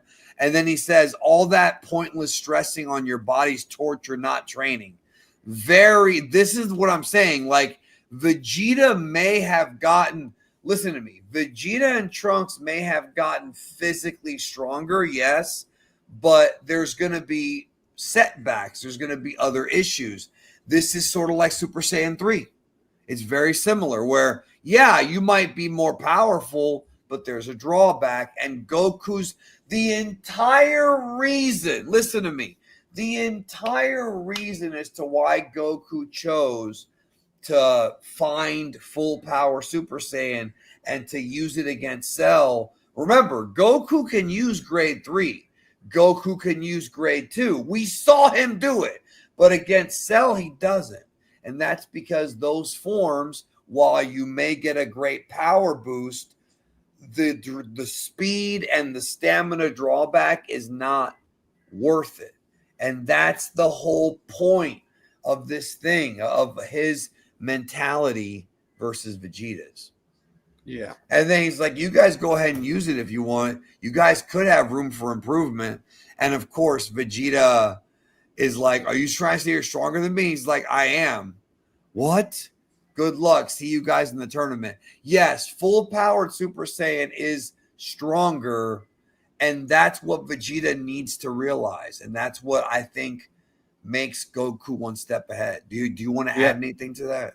Well, I think that, what Goku is trying to say is that the conclusion that they came to when they went to the time chamber was different because of their approach in comparison to Vegeta's. I also think that that's a slight against Vegeta's original approach when he went into the time chamber the first time in comparison to when Goku and Gohan went in the next time, because they focused more on like the mental aspect, whereas like Vegeta literally tortured himself the entire time. And they show that more in the anime, Yes, and again, Trenton, man, he says Goku should have rested 6 days and then gone back in the chamber one more time before the Cell fight, in my opinion. Yeah. Brother, read this, bro. Look, I'm making it real easy for you to read. All that pointless stressing of your body's torture, not training. You're like, in my opinion, Goku should go back in the room of spirit and time. Dog, he literally says it's torture and not training. I'm not trying to get annoyed here, but bro, it's right there. Like, it's like, no, you can't sit there and be like, he should have done it. Guess what? Goku already fucking thought about it. And he said it's a bad idea. It's right there, bro. So this is the part that I thought might have been anime only. I forgot it was in the manga. And here it is. Okay.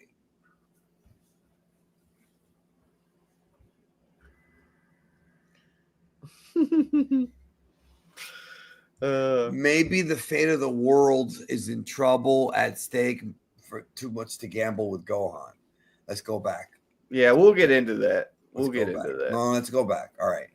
All that pointless stressing of your body's torture, not training. All that pointless stressing of your body's torture, not training. No, don't be saying you win geekdom. It ain't about me winning, bro. You're the one who's not paying attention. Goku literally says, if I go back in there, it's torture, not training. And you're saying he should go back in there. The earth is at stake. He literally fucking says it's not going to make me stronger. Why do people fucking do this? Well, I think that it would be beneficial that Goku go back in there and gets, he'll get stronger. Dog, he literally fucking told you that it's pointless. Yeah. You win, geekdom. It's not about winning, motherfucker. It's about reading the goddamn shit. Yeah. You have to understand, I'm not even mad at him. It's 10 fucking years on this platform of motherfuckers with their bullshit fucking headcanon. When I'm telling you, okay, if Vegeta can handle it, then he did train 100% gravity before. Bro. Vegeta, it has nothing to do with that. Listen. Let me take over for a minute, okay? 10 years, bro. of motherfuckers with this Goku bullshit. has reached his peak. He knows this. Okay? Fuck. He knows for a fact that he has reached his peak. He even talks about it. Like the going to the time chamber would be useless at this point. He knows that he can't defeat Cell and that Gohan is his hope. So he Not just that. very He also knows intelligently. it's not going to help him get stronger. He also knows that. Right. He's geniusly deciding to invest his time into Gohan instead of himself. That's it. It's like it's that simple. It's not just that. It's not going to help him, though. He said it's not going to help him. Yeah. And you know what? You fucking made me break my microphone, motherfucker. This fucking Dragon Ball fandom and your fucking stupid ass fucking headcanon and your lack of paying attention made me break my fucking mic. So thanks, bro. Thanks, dog. You fucking broke my mic with your stupid ass fucking, the earth is at stake. You should go back in there. But he said it's not going to help him. No, he should go back in there. But he said it's not going to make him get stronger. No, he should go back in there, bro. I know what I'm talking about. Yeah. Fuck, man. Repeating yourself 5 times like that, it's like, fuck. Fuck, bro. But and then the whole geekdom, you win. It's not about me winning, motherfucker. This ain't a debate. It's you not reading the fucking manga. Look, the mic is broken now. I broke my mic because of you. And your stupid ass fucking headcanon. Fuck, dude. But 10 years. 10 years of motherfuckers being like this with this shit. Yep. Anyways, go ahead, bro. What were you saying? Oh, I was just gonna say, like, everything in this situation paints a clear picture that, like, going back in the time chamber would be a stupid idea. So I just basically wanted to reinforce that. But it's whatever. The Dragon Ball fans can't read meme was made for a reason, bro. It was made for a reason. It's not like somebody wanted to be mean to Dragon Ball fans. It's that other people see what I see. Yeah. And they're like, yeah, these motherfuckers don't read. It just it doesn't matter what the story says. It doesn't matter what Toriyama says. It doesn't matter what's written. It's all about what they want to believe. And okay, that's fine. You know what? If that's how you want to be, Goku's the hope of the universe.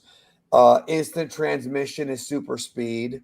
Becoming a Super Saiyan's a need, not a desire. And yes, Goku's an idiot for not going back in the room of spirit and time. Even though he says why he doesn't want to go back in there, he's an idiot. You're right. Goku's wrong. Like that's 10 years, bro. 10 years of questions like that. Like, fuck, bro. Anyways, we have to move on because we're behind. Karin senses Goku's power and he basically wants to compare. And I actually love this scene. This is a great scene. And Vegeta, and again, he understands because Vegeta is also a genius. He didn't discover grade 4, but he understands it. He says he's onto something. If he gets used to this form, when he increases his ki, the strain on his body won't be so heavy. This is literally Goku's counter argument to grade 3 Super Saiyan. Grade 3 Super Saiyan is, I'm going to increase my ki and stress the fuck out of my body. That's grade 3 Trunks' form. This is Goku literally saying there has to be another way. It's sort of like comparing aerobic, anaerobic, high-intensity interval training to low-intensity steady-state training. If you don't know what this is, it's an exercise thing. But basically, go look it up. But basically, that's why Goku even discovered this form, because he knew that going the path of Vegeta and Trunks would not be beneficial as a fighter. Right. So, yeah. But what do I know, bro? So here he powers up, right? He's showing off his power. And even Karin's like, you're going to destroy my tower. And even they are like, wow, what incredible energy. And this is when Vegeta, with the sweat band or the sweat gland, realizes, okay, this guy really is stronger than me. And Goku says that was half my power. So he's not even at 100%. Now, what I love about this, because Gohan even says Dad's clearly holding back because he sensed it when he was in there. And I love how Toriyama tries to make us believe that, oh, wow, Goku's going to beat Cell. He's so much stronger. Because every other story arc, the Piccolo arc, the Red Ribbon, Saiyan Saga, Frieza Saga, Goku trains, comes back stronger, and wins. Right? Yep. I can't believe this, bro. I can't. No, I Yeah, can't. I think Like it's best to just ignore it at this point. It's just like, I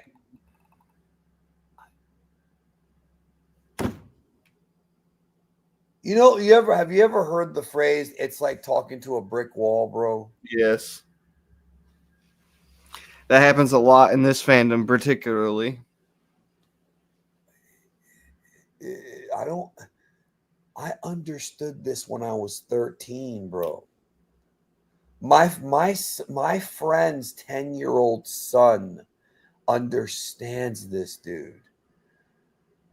And there's grown men who have trouble understanding this very simple thing. Okay. Sasuke says, "Sorry, it's a random dumb question, but do Goten and Kid Trunks have full power SSJ?" I don't think it's a dumb question. I don't think they do. I don't think we ever saw them do that. Do you think they have great force? I think they kind of naturally just have it because Really? they don't change their demeanor when they turn into Super Saiyans. Like they're Well, they're still just also kids. well, that's what I mean. Like they retain their nature easier because they're kids. I think that's part of it, because that's really what Gohan and Goku are doing here. They're retaining their natural essence, their nature. So if Goten and Trunks can naturally do that in Super Saiyan, then they would naturally have access to full power Super Saiyan. And it just kind of seems like that's the case. Now, I'm not saying that that's stated or that that's factual, but if you look at like Goten and Trunks and how they're portrayed, it does seem as though they don't change. So The only reason why I was saying that I don't think they do is because they're not always in Super Saiyan, and they also when you look at full power Super Saiyan, the yellow is actually a little different. It's more obvious in the anime. It's like a lighter yellow for the hair, like more like a whitish yellow, yeah. and I like that. I I actually like have their color. always, Yeah, yeah, that's I've like my always loved. favorite Super Saiyan color. Yeah. Yeah, actually, I think Goku and Gohan. So I have the Gohan Super Saiyan 2 statue in the other room, and I have it because it came with two heads. One of them is full power, and one of them is Super Saiyan 2. And even though I love 2, I do really like the full power a little bit more. I don't know why. I don't know why. I wouldn't say it's head canon because I'm not saying that it's canon. I'm just saying it's speculation. I'm just speculating. Yeah, he's Head speculating. canon Yeah. is like implying that it's true. I'm not necessarily implying that it's true. I'm just speculating that because their personalities don't really change, it kind of seems like they just have Master Super Saiyan. He's comparing their demeanor is what it Yeah. is, not so much the way they look. Potato the homie says, I like that Toriyama actually deconstructs the previous reliance on Goku to save the earth, both with the future timeline and Gohan beating Cell here. Well, the Gohan Cell thing's not till next week or next stream, whenever that is. So we're gonna get into the Gohan stuff then, but yes, we will talk about that. That's important. So Goku says, "How do I compare to Cell?" And you're supposed to think he's gonna beat him, and then he's like, "I think Cell's still a bit stronger." And I knew it. I was right. Thank you, Karin. Now look, he just Trenton. Karin just said, I think Cell is a bit stronger, right? I knew it. I was right. Thank you. You know what I'm going to do is I'm going to get an eraser and I'm going to erase these two bubbles and I'm going to rewrite, oh, Cell is stronger. Let me go back in the room of spirit and time for a day. So Goku knows that Cell is stronger. Jordan, did he go back in the room of spirit and time? No, he didn't. Why? Why didn't he go back? Because he clearly knew that he wasn't going to be the guy to beat Cell. Like no, because no. That's not that he wasn't going to be the guy to beat Cell. It's both. It's the fact that the time chamber wouldn't work, and it's also the fact that he knew that he was at his peak, and that it was basically a useless effort for him to go back in the chamber. He knew, like he's 2 steps ahead of everybody else. Going in one more day would not make him stronger than Cell, dude. Like we pointed this out like 5 times now. Like I don't know how the hell you haven't picked up on this yet. I want you guys in the chat to really remember this day, because motherfuckers had the audacity to say that I'm an asshole and that I'm a dick to fans. This is why I'm an asshole. This is why. You want to know why I'm an asshole, bro? Why I'm mean to people? This is why, bro. This is why. And then the funniest part about it is that we literally explained. How many times have we gone over this, bro? 5, 6, 7 times at least. And no, he wouldn't have achieved Super Saiyan 2 in the time chamber. No, that's complete. That's just that's wrong. He would not have done that. Like that's just not true. Like that's just wrong. He wouldn't have achieved it. Like I'm sorry. Like I'm actually like, I'm glad this is happening, because now maybe it gives you an example to point to, right? Yeah, now people can really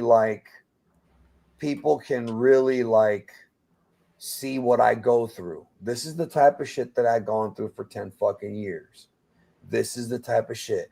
And it builds up and builds up and builds up and builds up. And I'm like, dude, like, fuck, man. Fuck, dude. Like I literally have fucking shown this fucking guy the panel. He literally just said he was on par with Cell in the fight one more day, and no, that's not true. Goku literally just said that he wouldn't do him any good, dude. Like read, like he has to be trolling. This has to be some April Fool's shit, bro. Like there's no way that he is reading what's on screen right now and still saying that shit. Like there's literally no way. Damn.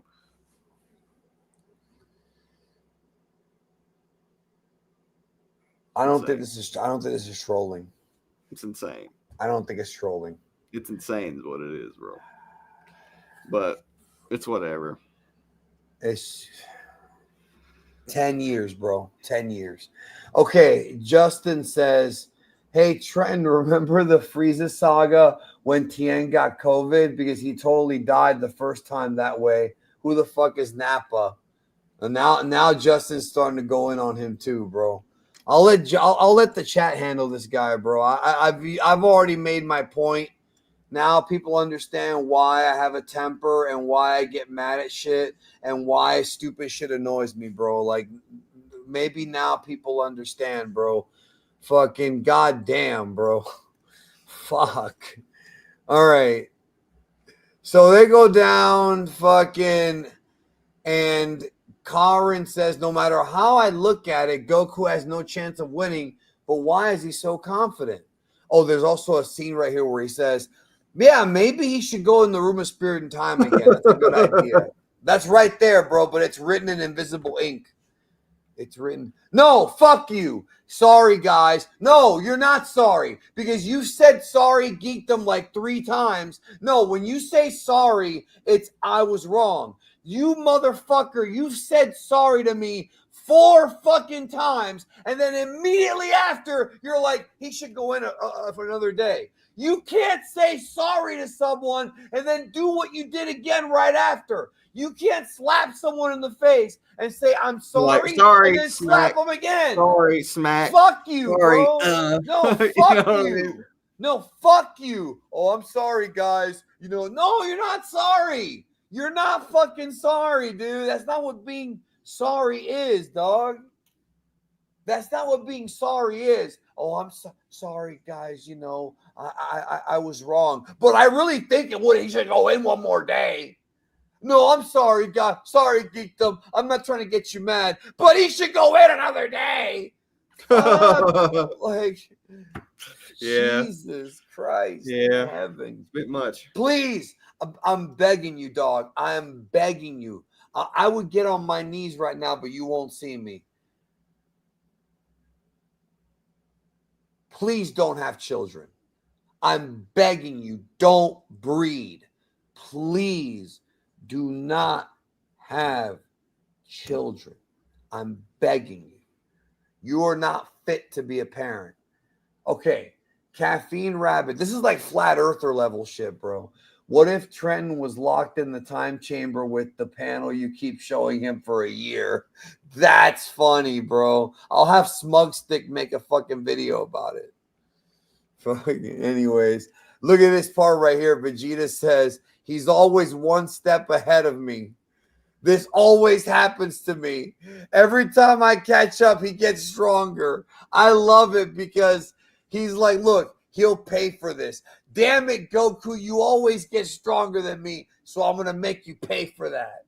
I'm going to make you pay. I don't know why, but that shit's funny to me. I don't know. So Goku's going to go rest.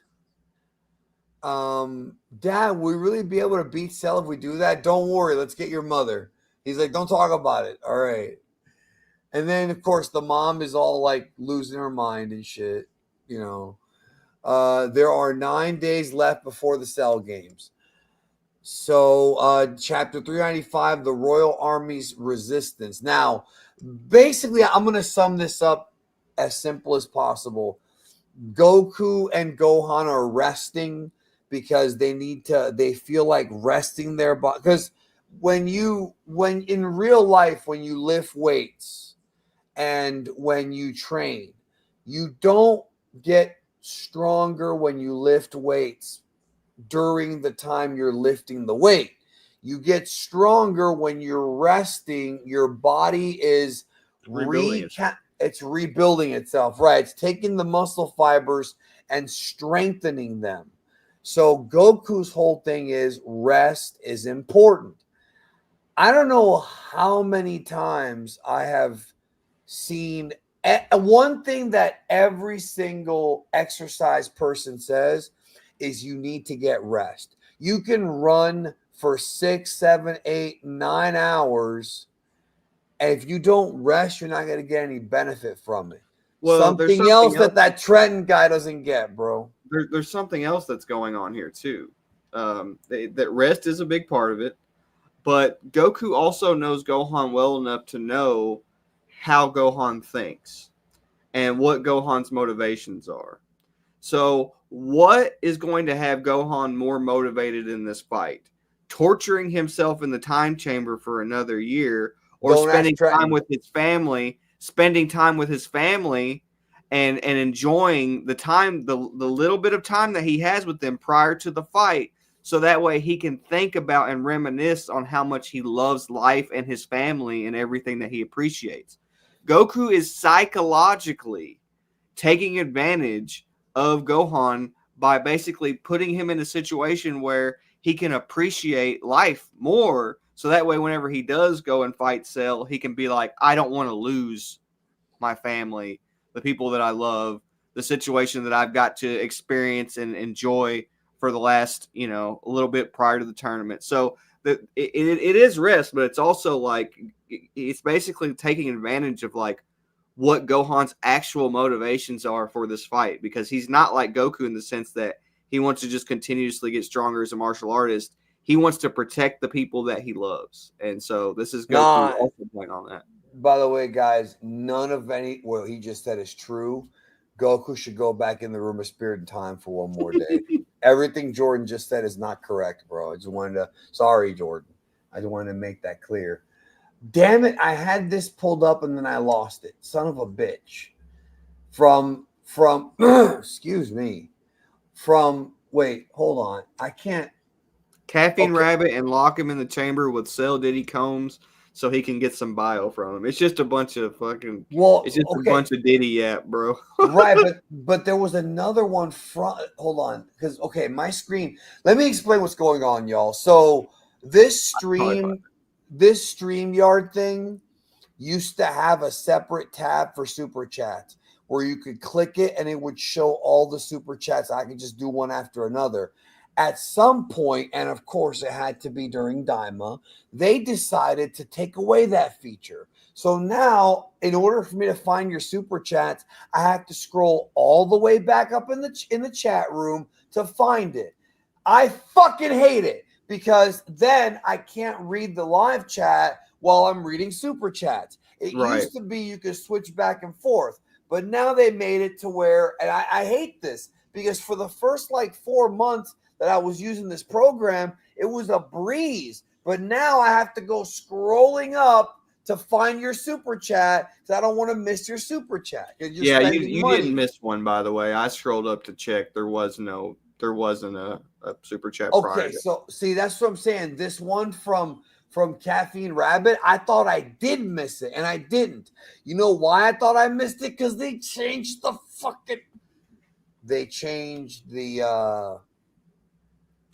layout. Okay, so like I said, Gohan, and notice you know where Jordan, you know the answer. Gohan, what he's wearing. Where'd they get that from? That is a martial arts gi. Well, specifically Bruce Lee, but yeah, China, yeah, because he wore it, yeah. So, and again, Gohan's like, should we rest like this? Don't worry, it'll be fine. Gohan should have been like, no, Dad, we should go back in the room of spirit and time one more day because this guy who can't read fucking told me telepathically we need to do that.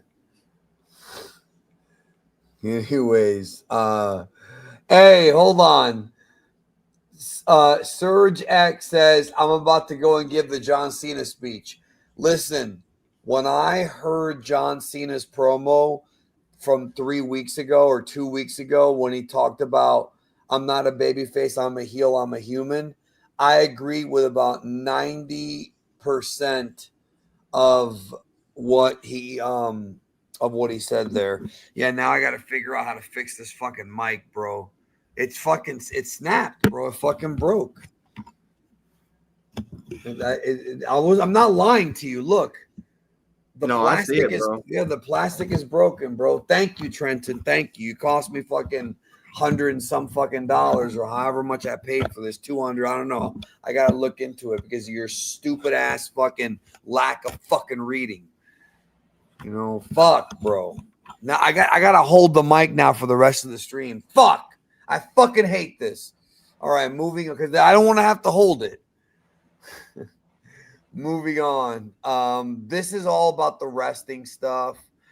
And then on TV, Goku sees that the army is trying to kill Cell. Now, the reason as to why Goku cares so much is because when Piccolo and Kami fused, excuse me, I'm a mess today, bro. I am not fit to stream today. I got phlegm. I'm so sorry, yo. I did not mean to. God damn it. I am not doing well today.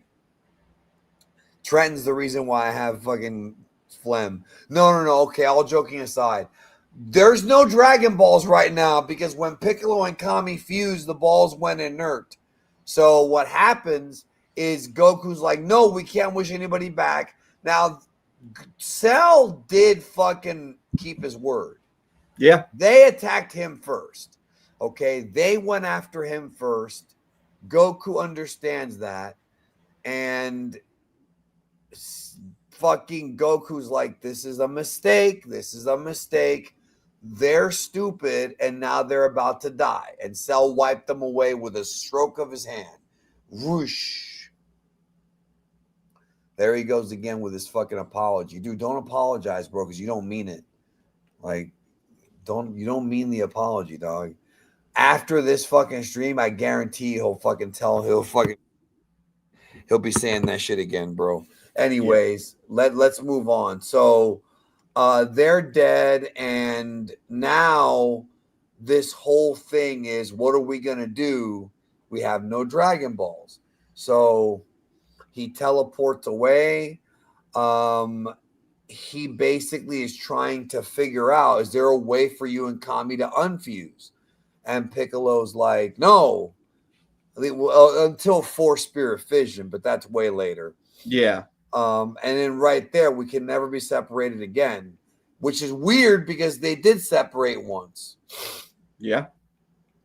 So this whole thing, okay, long story short, we need a new god of Earth right here. We'll have a new god and Dragon Balls will be restored. So they need new Dragon Balls. So this entire story is Goku going to planet Namek to try to find a new god.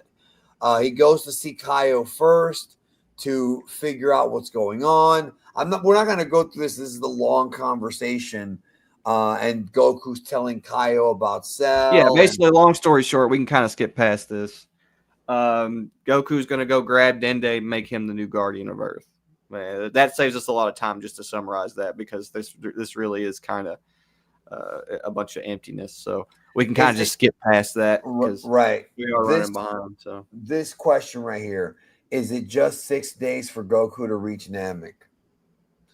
Jordan, does it take Goku 6 days to reach Namek in this arc?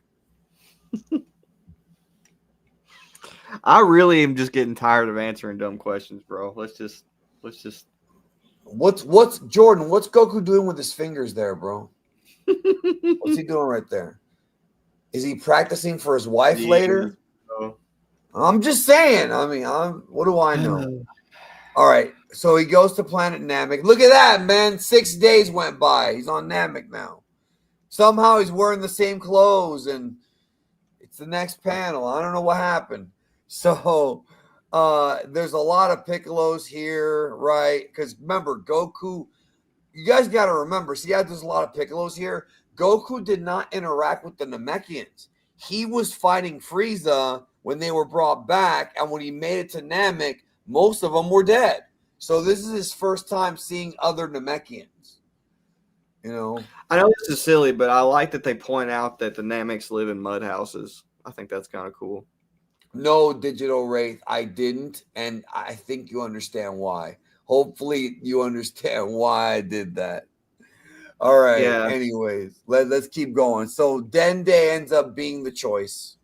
He ends up being the next god. Now we have the introduction of a character that ends up being Toriyama's favorite character after his introduction. And I know for a fact Toriyama had a great time writing this character. And that is the character of Mr. Satan. He looks so different here than he does later on in Dragon Ball. He is Toriyama's parody of a professional wrestler. It's obvious. It is obvious. Yes, Surin, I cannot pronounce your name. I realized that after, bro. You're right. I realized that after you were replying to Trenton. I realized it after, but I'm sorry. I cannot pronounce your name. Jordan, how do you pronounce his name? Srinivasam? I don't know. That's how I would say it. Yeah, something like that. I don't know. Anyway, sorry. I'm not trying to offend you. I really can't pronounce your name. You should have just called yourself like fucking Goku 2582 or something, whatever, like everybody else does. Anyways, this whole thing is he thinks that this is all a trick and that Cell's using smoke and mirrors and he's gloating and this and that. And people don't know who he is, but this is just the beginning. Mm-hmm. So then we skip ahead and the Cell games have begun. Yeah, we are behind in this next chapter. So this whole chapter here is about Dende recreating the Dragon Balls and becoming the new god. And then more of Goku's rest. And right now, it's just the calm before the It's the storm. build up. Yeah, it's the calm Yeah, before the storm. That's a good way. this is the calm before the storm, bro. And Goku wearing his freaking these bathing suit or whatever, his swim trunks. Basically, he's gathering the Dragon Balls, and then finally it happened. We are at the Cell games. Again, lots of anime only filler in this part, not in the manga. So they're all ready to go. And basically, Dende, bad news, Goku. Dende made it so that we can bring back many people with the single wish. However, we still can't bring back those who died before. Says, I'm sorry, I should have told you ahead of time. Now, I want to address this briefly here. In the original, in the Saiyan saga, we found out that the dragon cannot grant the same wish more than once, right? But now it's been somewhat changed to, oh, now you can't wish people back more than once. It's similar, but not the same thing. Yeah. Right. So that is like, I don't know if it's, I mean, I think it's either Toriyama forgot what he said, like the way he phrased it originally, or he just doesn't care. I like those 3 panels right there because it really highlights and exaggerates Goku's confidence in coming out of the situation on top. Like he is very confident. Yeah, and he's like, all we have to do is not die. That's okay, guys. Just don't die. It's like when back in the day when you're playing Nintendo games. Oh, this game is too hard, and it would be like, get good, then, motherfucker. Like, you know what I mean? Get better at the game, you know. Yep. But okay, so here comes Mr. Satan in his like cool looking fucking stretch limo thing. He's got a lot of fans because he's a famous pro wrestler, but he also won the 24th Tenkaichi Budokai. Now, in that tournament, apparently nobody was a metahuman. Nobody was strong because Mr. Satan, I mean, here's the thing. As a regular human that doesn't know how to use ki, he is a strong fighter. He can take on strong. Yeah, he's naturally very physically strong. But compared to like Goku, forget it.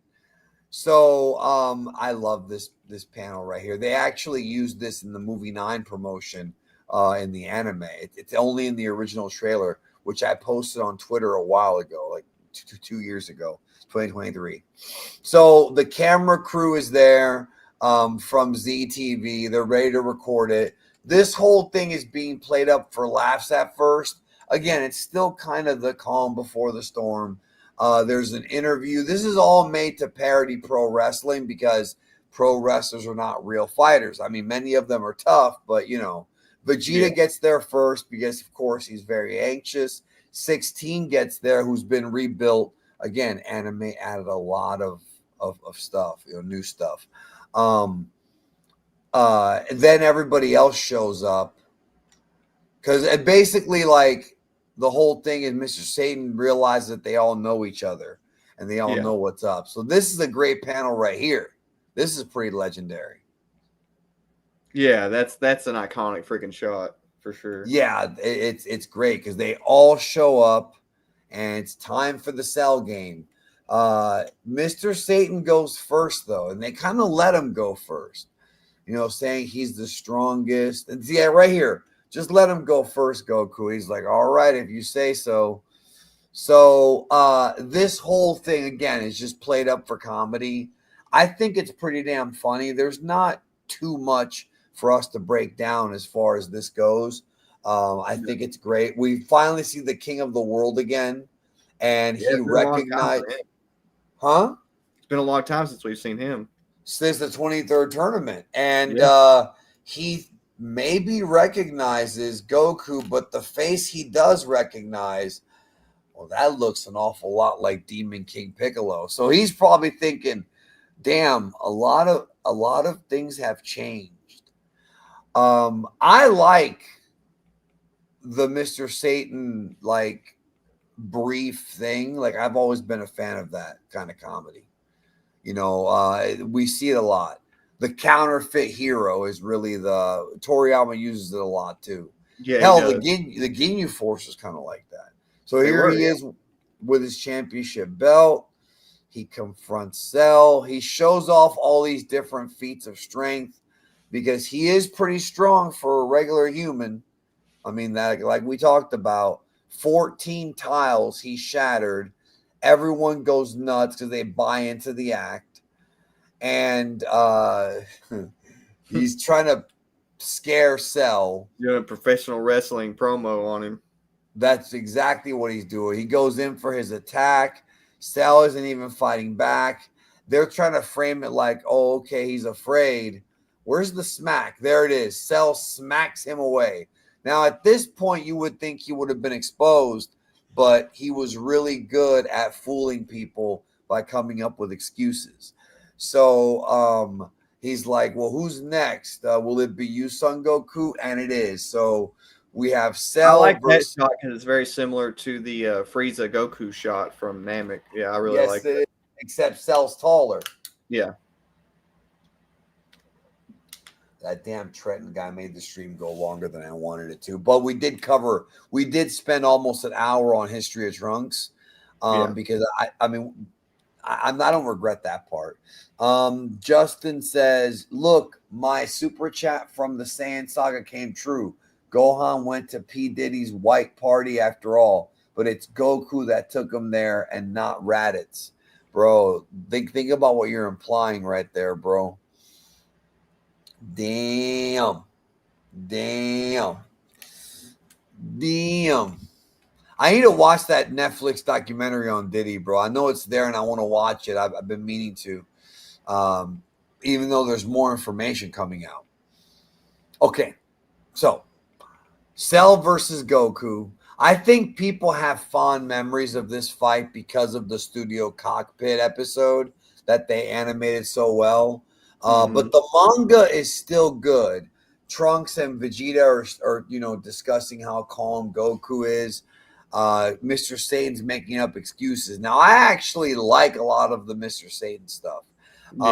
He's coming up with ways to like logically explain explosions and key blasts, and it's a trick. It's all fireworks. Again, it's all smoke and mirrors because he's fake and he's projecting his fakery onto the real world.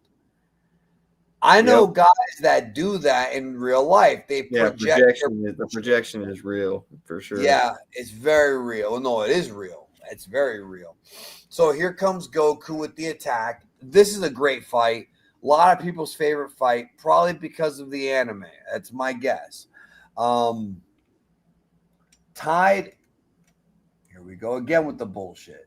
Ty to God says, not you, Ty. I'm talking about the StreamYard. Yeah, a proper comedian. Wait, a proper comedian. He's just giving you props for being a comedian, bro. That's all it is. I thought he was talking about Mr. Satan. No, he's talking about you.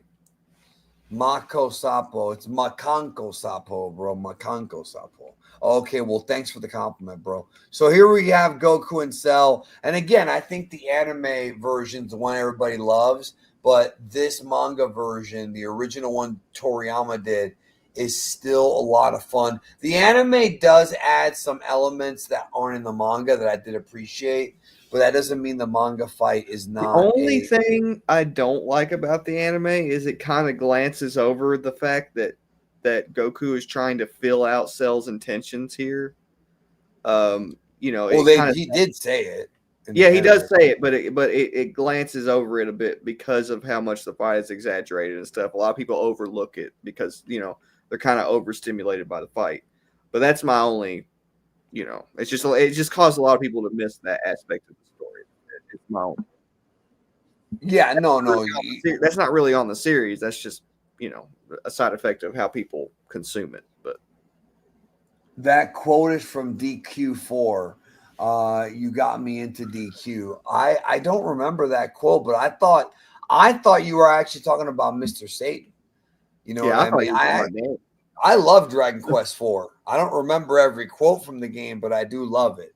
That's a fact. So this is the feeling out process of the fight with Cell and Goku. They're trying to feel each other out. Goku's trying to strategically connect with his shots and see where Cell is at strategically, right? Goku fires the first Kamehameha at Cell. Cell bounces it away, but he uses that, just like what happened with Tamagami 3, as a way to distract Cell so he can come up behind him and hit him from behind. But Cell recovers, counterattacks, double axes Goku. Goku goes down. He's all right. And then Cell's like, this is a fun warm-up. The regular humans have no idea what the hell's going on. But that's actually the end right there. The warm-up is over. We already had read the Trunk stuff. So we started with the Trunk stuff earlier in the stream. We covered the Trunk story at the very beginning and of the stream. I liked where we covered it. I think that was appropriate. It was a really good way to consume it. Yeah, if I was going to reread the manga, I would have done it the way that we did it today on stream. It was 45. It was like 45 minutes of coverage, but the story of Trunks, there's a lot to that. Like there is a lot to it. So the warm up is over. The real fight will begin next chapter, as well as the real hero will emerge. Let me get this super chat here from Justin. He says, if you really want to go into implications here, Goku taking Gohan here is symbolic of Jaden Smith being taken to the party by his beta pops. Bro, how much do you know about the Diddy parties? I'm starting to think you went to them, bro. For real. Like I am, like straight up. You talk about them a lot. Like I'm starting to think maybe you visited a few times, bro. Like if you know Jaden Smith was there, you knew you know what I mean? Like, whoa. Well, I will say this about the whole Jaden Smith thing. That is a very weird family. The Will Smith family is weird. He knows a weird amount of details about Diddy parties. I guess is what I'm getting at. You know. He does know a lot about it. Yeah, what is Justin hiding? Anyways, I had a good time despite the idiocy today. Trunk story, the Cell games, that's mostly what we covered. Next volume, we're going to cover... Wait a minute, bro. Are you Diddy? Justin, be honest, bro. Are you just like... Diddy, are you Diddy in disguise, bro? It's okay. You can admit it. Like, it's whatever, you know. Or did you go to the Diddy party and get diddled? That's the question. Yeah, I wasn't gonna outright ask that, but yeah. Anyway, it's been a great stream. I appreciate you guys so much for stopping by. I guess we'll probably see you guys next week. So yeah, that's the plan. But anyways, yeah. So we're leaving it off with Goku and Cell, but like I said, next week or next stream, the real hero will emerge. So.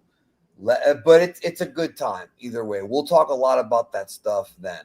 Anyways, I'm out of here. I hope y'all have a great day. See you soon. And we'll catch you on the next Mangalorian. All right? See you guys. Have a good one.